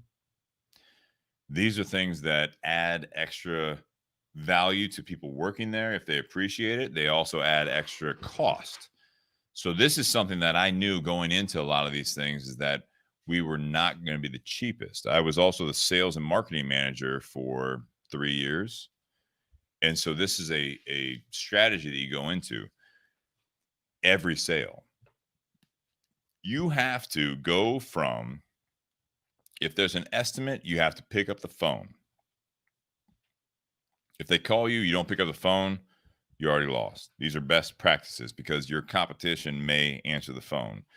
If you give the estimate, if you have an on-site estimate, if you have to go out and you have to go into a shop, Tyler, if you say, I'll be there between 10 and 11, if you say you're going to be there at 10 o'clock, you're screwing yourself already, in my opinion, because something might happen. Right. So you give windows. You don't give the window of a cable company where you're going to be, I'll be there between 7 a.m. and 6 p.m. Right. I had that happen last week. Everyone has that happen. 8 to noon, show up afternoon. Thank you very much. Which is fine. I had a TV delivered a couple weeks ago, and they gave the same thing, 7 a.m. to 1 p.m. and 8 a.m. they were already rolling by. You know what I mean? It's great. Lucky you. Well, my point being is that if you say you're going to be there on time, you be there on time from the very beginning. You haven't even done the job yet. And then when you do the job, you follow through. It's just like I said, as promised, we will do this. And then when the job's done or the product's delivered, Tyler, you are trying to get that product moved and sold. Yeah. If you have problems with that product, you take care of it within reason. And sometimes you have the hard truth that it didn't go as you expected because you didn't understand the terms. Mm-hmm.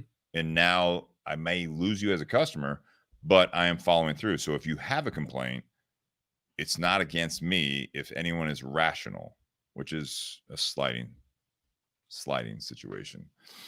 Rational and common sense is not a thing. But my point is that from the very beginning, you do what you say you're going to do, and you are ahead of your competition, in my opinion. I've already had my first retailer pissed at me. Okay. I'm not going to indulge in details or anything like. We don't like you before you became. And it wasn't you guys, but I had that happened 2 weeks into the job. Yeah, I mean, it took like a month and a half for it to finally get someone pissed at me, and they had every right to be. But at the same time, son of a bitch. But at that time, I got a phone call, and then I told him, like, what do you want me to do? What do I need to do to make this better? So I did everything in my ability to do everything. And then next thing you know, I do what I do. And then they're like, oh yeah, I contacted the office. Everything's taken care of. Thanks. And I'm like, all right, cool. And then they placed an order with me that's the next day. I'm like, all right, cool. I'm like, all right, I got through my first piss retailer at me. Went good. I'm like, all right, I can only go up from here. Right. That's right. But you know what? That's the natural thing, is something like life's not perfect. Right. All right. So Tyler, these are closing remarks. These are my closing remarks. Yep. Get after it. And Dimmick also says, Dustin, that turkey feathered bottle needs to be open. That's not Dustin's. That's why Dustin took it off the table. So closing remarks. Yes. Part 2, know your competition. I'll throw it out there before you get into it. And Okay. because they always tune out when I start talking because I do this. Thanks to Tinder Box at Easton for setting us all up. Check out part 1 for the cigar review for the Warhead 6 from Espinosa Cigars. Also, we had the Kentucky Spirit single barrel, which Tyler, thank you for bringing. From Wild Turkey.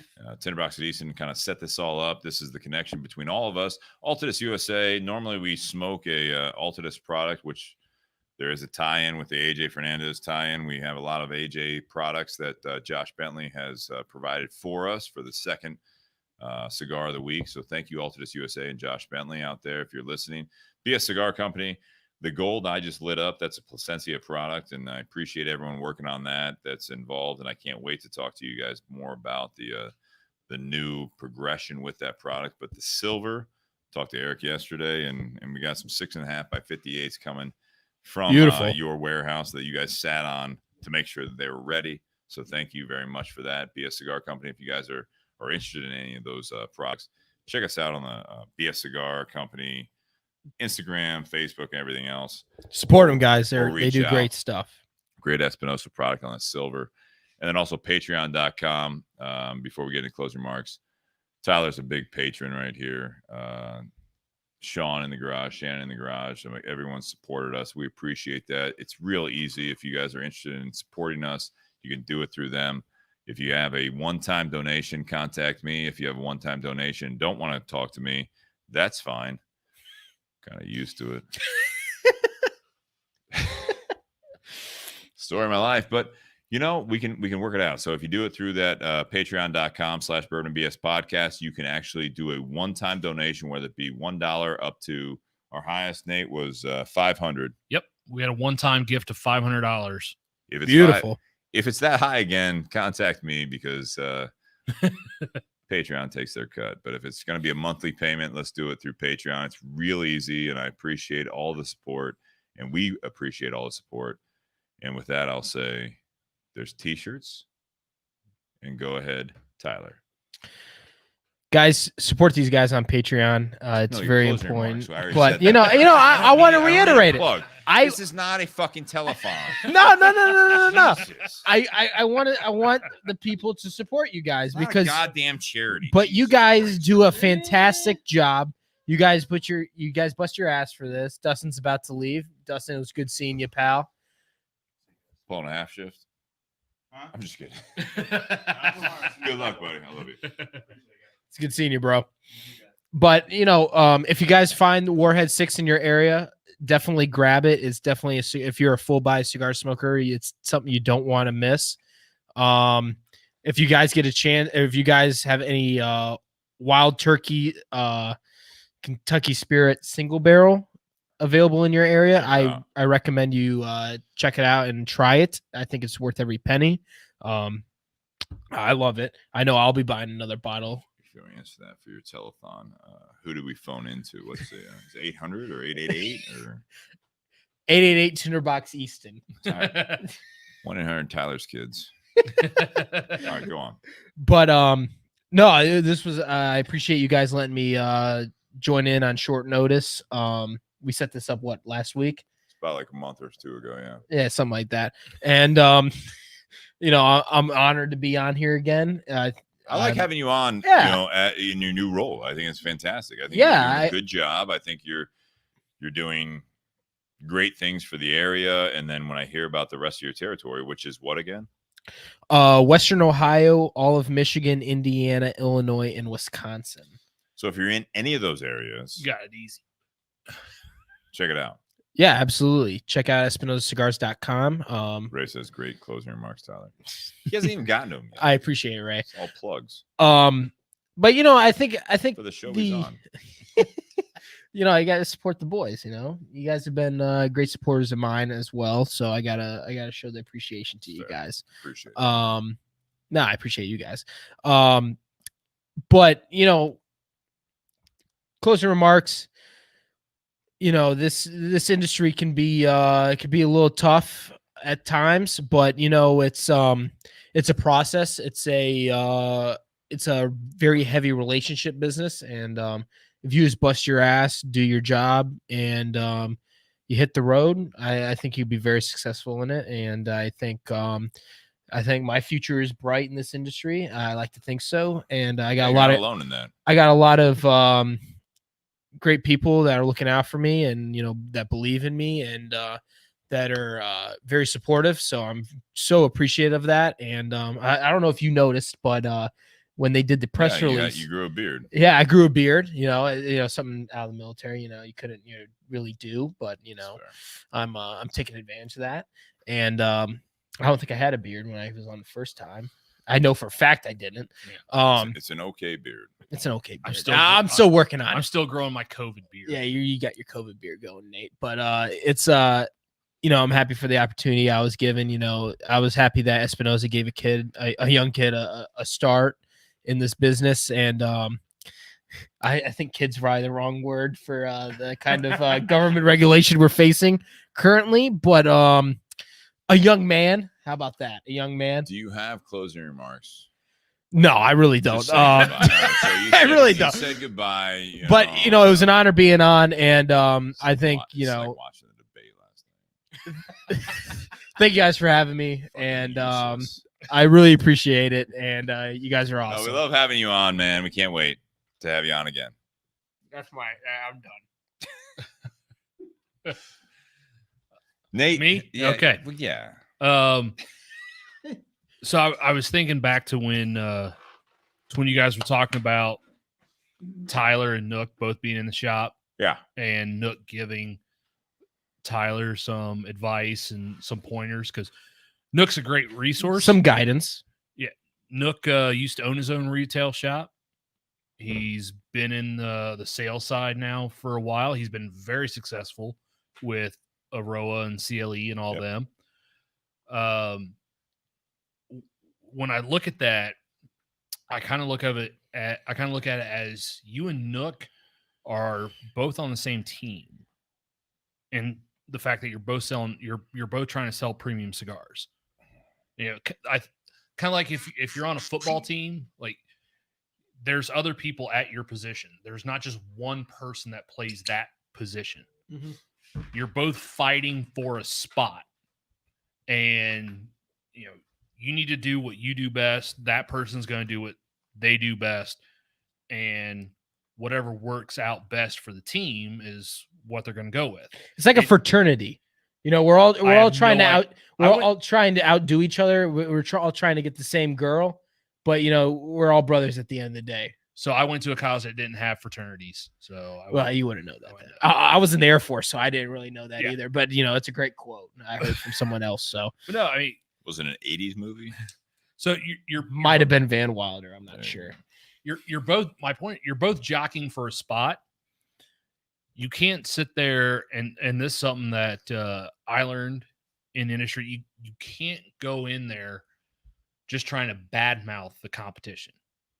If you that doesn't get you anywhere. Bingo. That pisses more people off than anything else. No, so I'm fortunate. He's all amped up on Mountain Dew, man. I consider myself fortunate enough that I didn't watch the debates last night, because I think very few people ever change their mind watching the debate. Most people that watch the debate, they just want to either hear the other side fail or hear their side just embarrass the other. Very few people actually change their mind. They already had they already know who they were voting for before. That's right. When you're in a sales industry, whether it be cigars, energy, high price luxury automobiles, like going in there, bad mouthing the other side is not going to get you a whole lot of points. Especially if you work in an industry where everyone's very close to one another, because word's going to get around. Right. So, for example, in the cigar side, if Tyler were to go into a bunch of cigar shops and badmouth another company, if that company does, that company may be bigger than Espinosa, and if that retailer then lets Eric know, Eric's probably going to have a problem with that, or that retailer may tell other companies, and those companies are just going to kind of blacklist you They're not going to give you any respect whatsoever. They're not going to help you out. Right. And it's an industry that you do need help from other people. Oh, you absolutely. do need advice from other people. So while yes, you are competing for a spot, you're still on the same team. Right. We're all in the premiums. We're all in for supporting premium cigars in this business. Yeah. So you have to know. You also have to know who you are. Like, knowing your competition is great because you know where they succeed at, and you try to either compete at their level, or you know what you're good at, and you try and sell yourself based on what makes you different. And you can't always be, who your competition is. You can't necessarily mimic everything you do. Maybe you don't have the resources. Maybe you're just not big enough. Maybe it's just not who you are. You have to do who you are. You have to do what you do best and make that a selling point in any industry. If you take a cigar shop like the Tinder Box staff doesn't go around bad mouthing other cigar shops. They focus on what they do best. They focus on what they have to sell, their knowledge. They're trying to sell the customer on not a particular cigar, but the shop as a general. And you can do that without trashing the competition. Absolutely. And I think with some of the stuff that's gone on, more recently, but it's been going, most people look at just recently, but it's been going on for years. And just about anything, like, quit focusing on the negative of the competition. Focus on the positive of you. If you focus on the positive of you, that can be one of the greatest selling points. Because if all you do is trash negative on the other side, then no one knows what you stand for. No one knows what you do well. No one, if Tyler goes into a cigar shop and talks bad about all these other cigar companies, but doesn't say what's good about Espinosa, then why should that shop carry Espinosa? No, yes, those other companies do great things. Here's what we do really well. Here's what we're great at. Here's what we do that's a little bit different. And then also even their customers, like, and Tyler, you've probably experienced this as well. You're not just selling to the shop, you're trying to sell to the shop's customers. So when you go to that shop, spend time with those customers, with that shop's customers. Right. Figure out what it is that they like. And you find out what they smoke, and you end up, establishing that relationship with them. Because I had times when I was on the road where people are like, "Oh, I've never had your stuff. Why don't you just give me one?" I'm like, "Well, there's too many of you for me to just give out free cigars." Like, plus legally, because of the FDA, I cannot give consumers cigars. It's a little bit different when I work, but I would sit there and say, "Well, tell the person's like, well, how am I going to?" Which I do not do. If you don't give me one of yours, how am I going to know if I like it? Tell me what you do like. Tell me what you do like, and I'll find something that from our portfolio that fits that. And once you actually arrange them with that cigar, and they actually really like it, that gives you the credibility, right?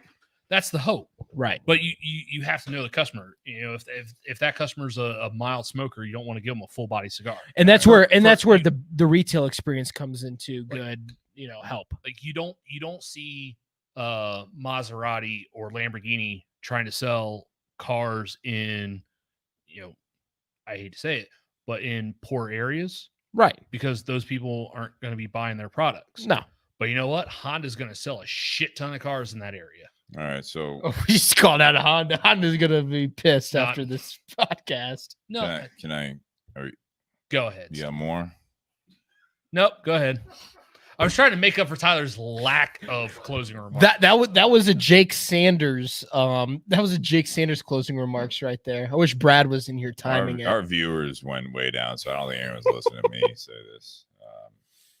However, I will say that we're all trying to go upstream. And that's the competition side of it, right? So it's like there are people that will try to trip you up. They'll try to, push you down when you're trying to go upstream.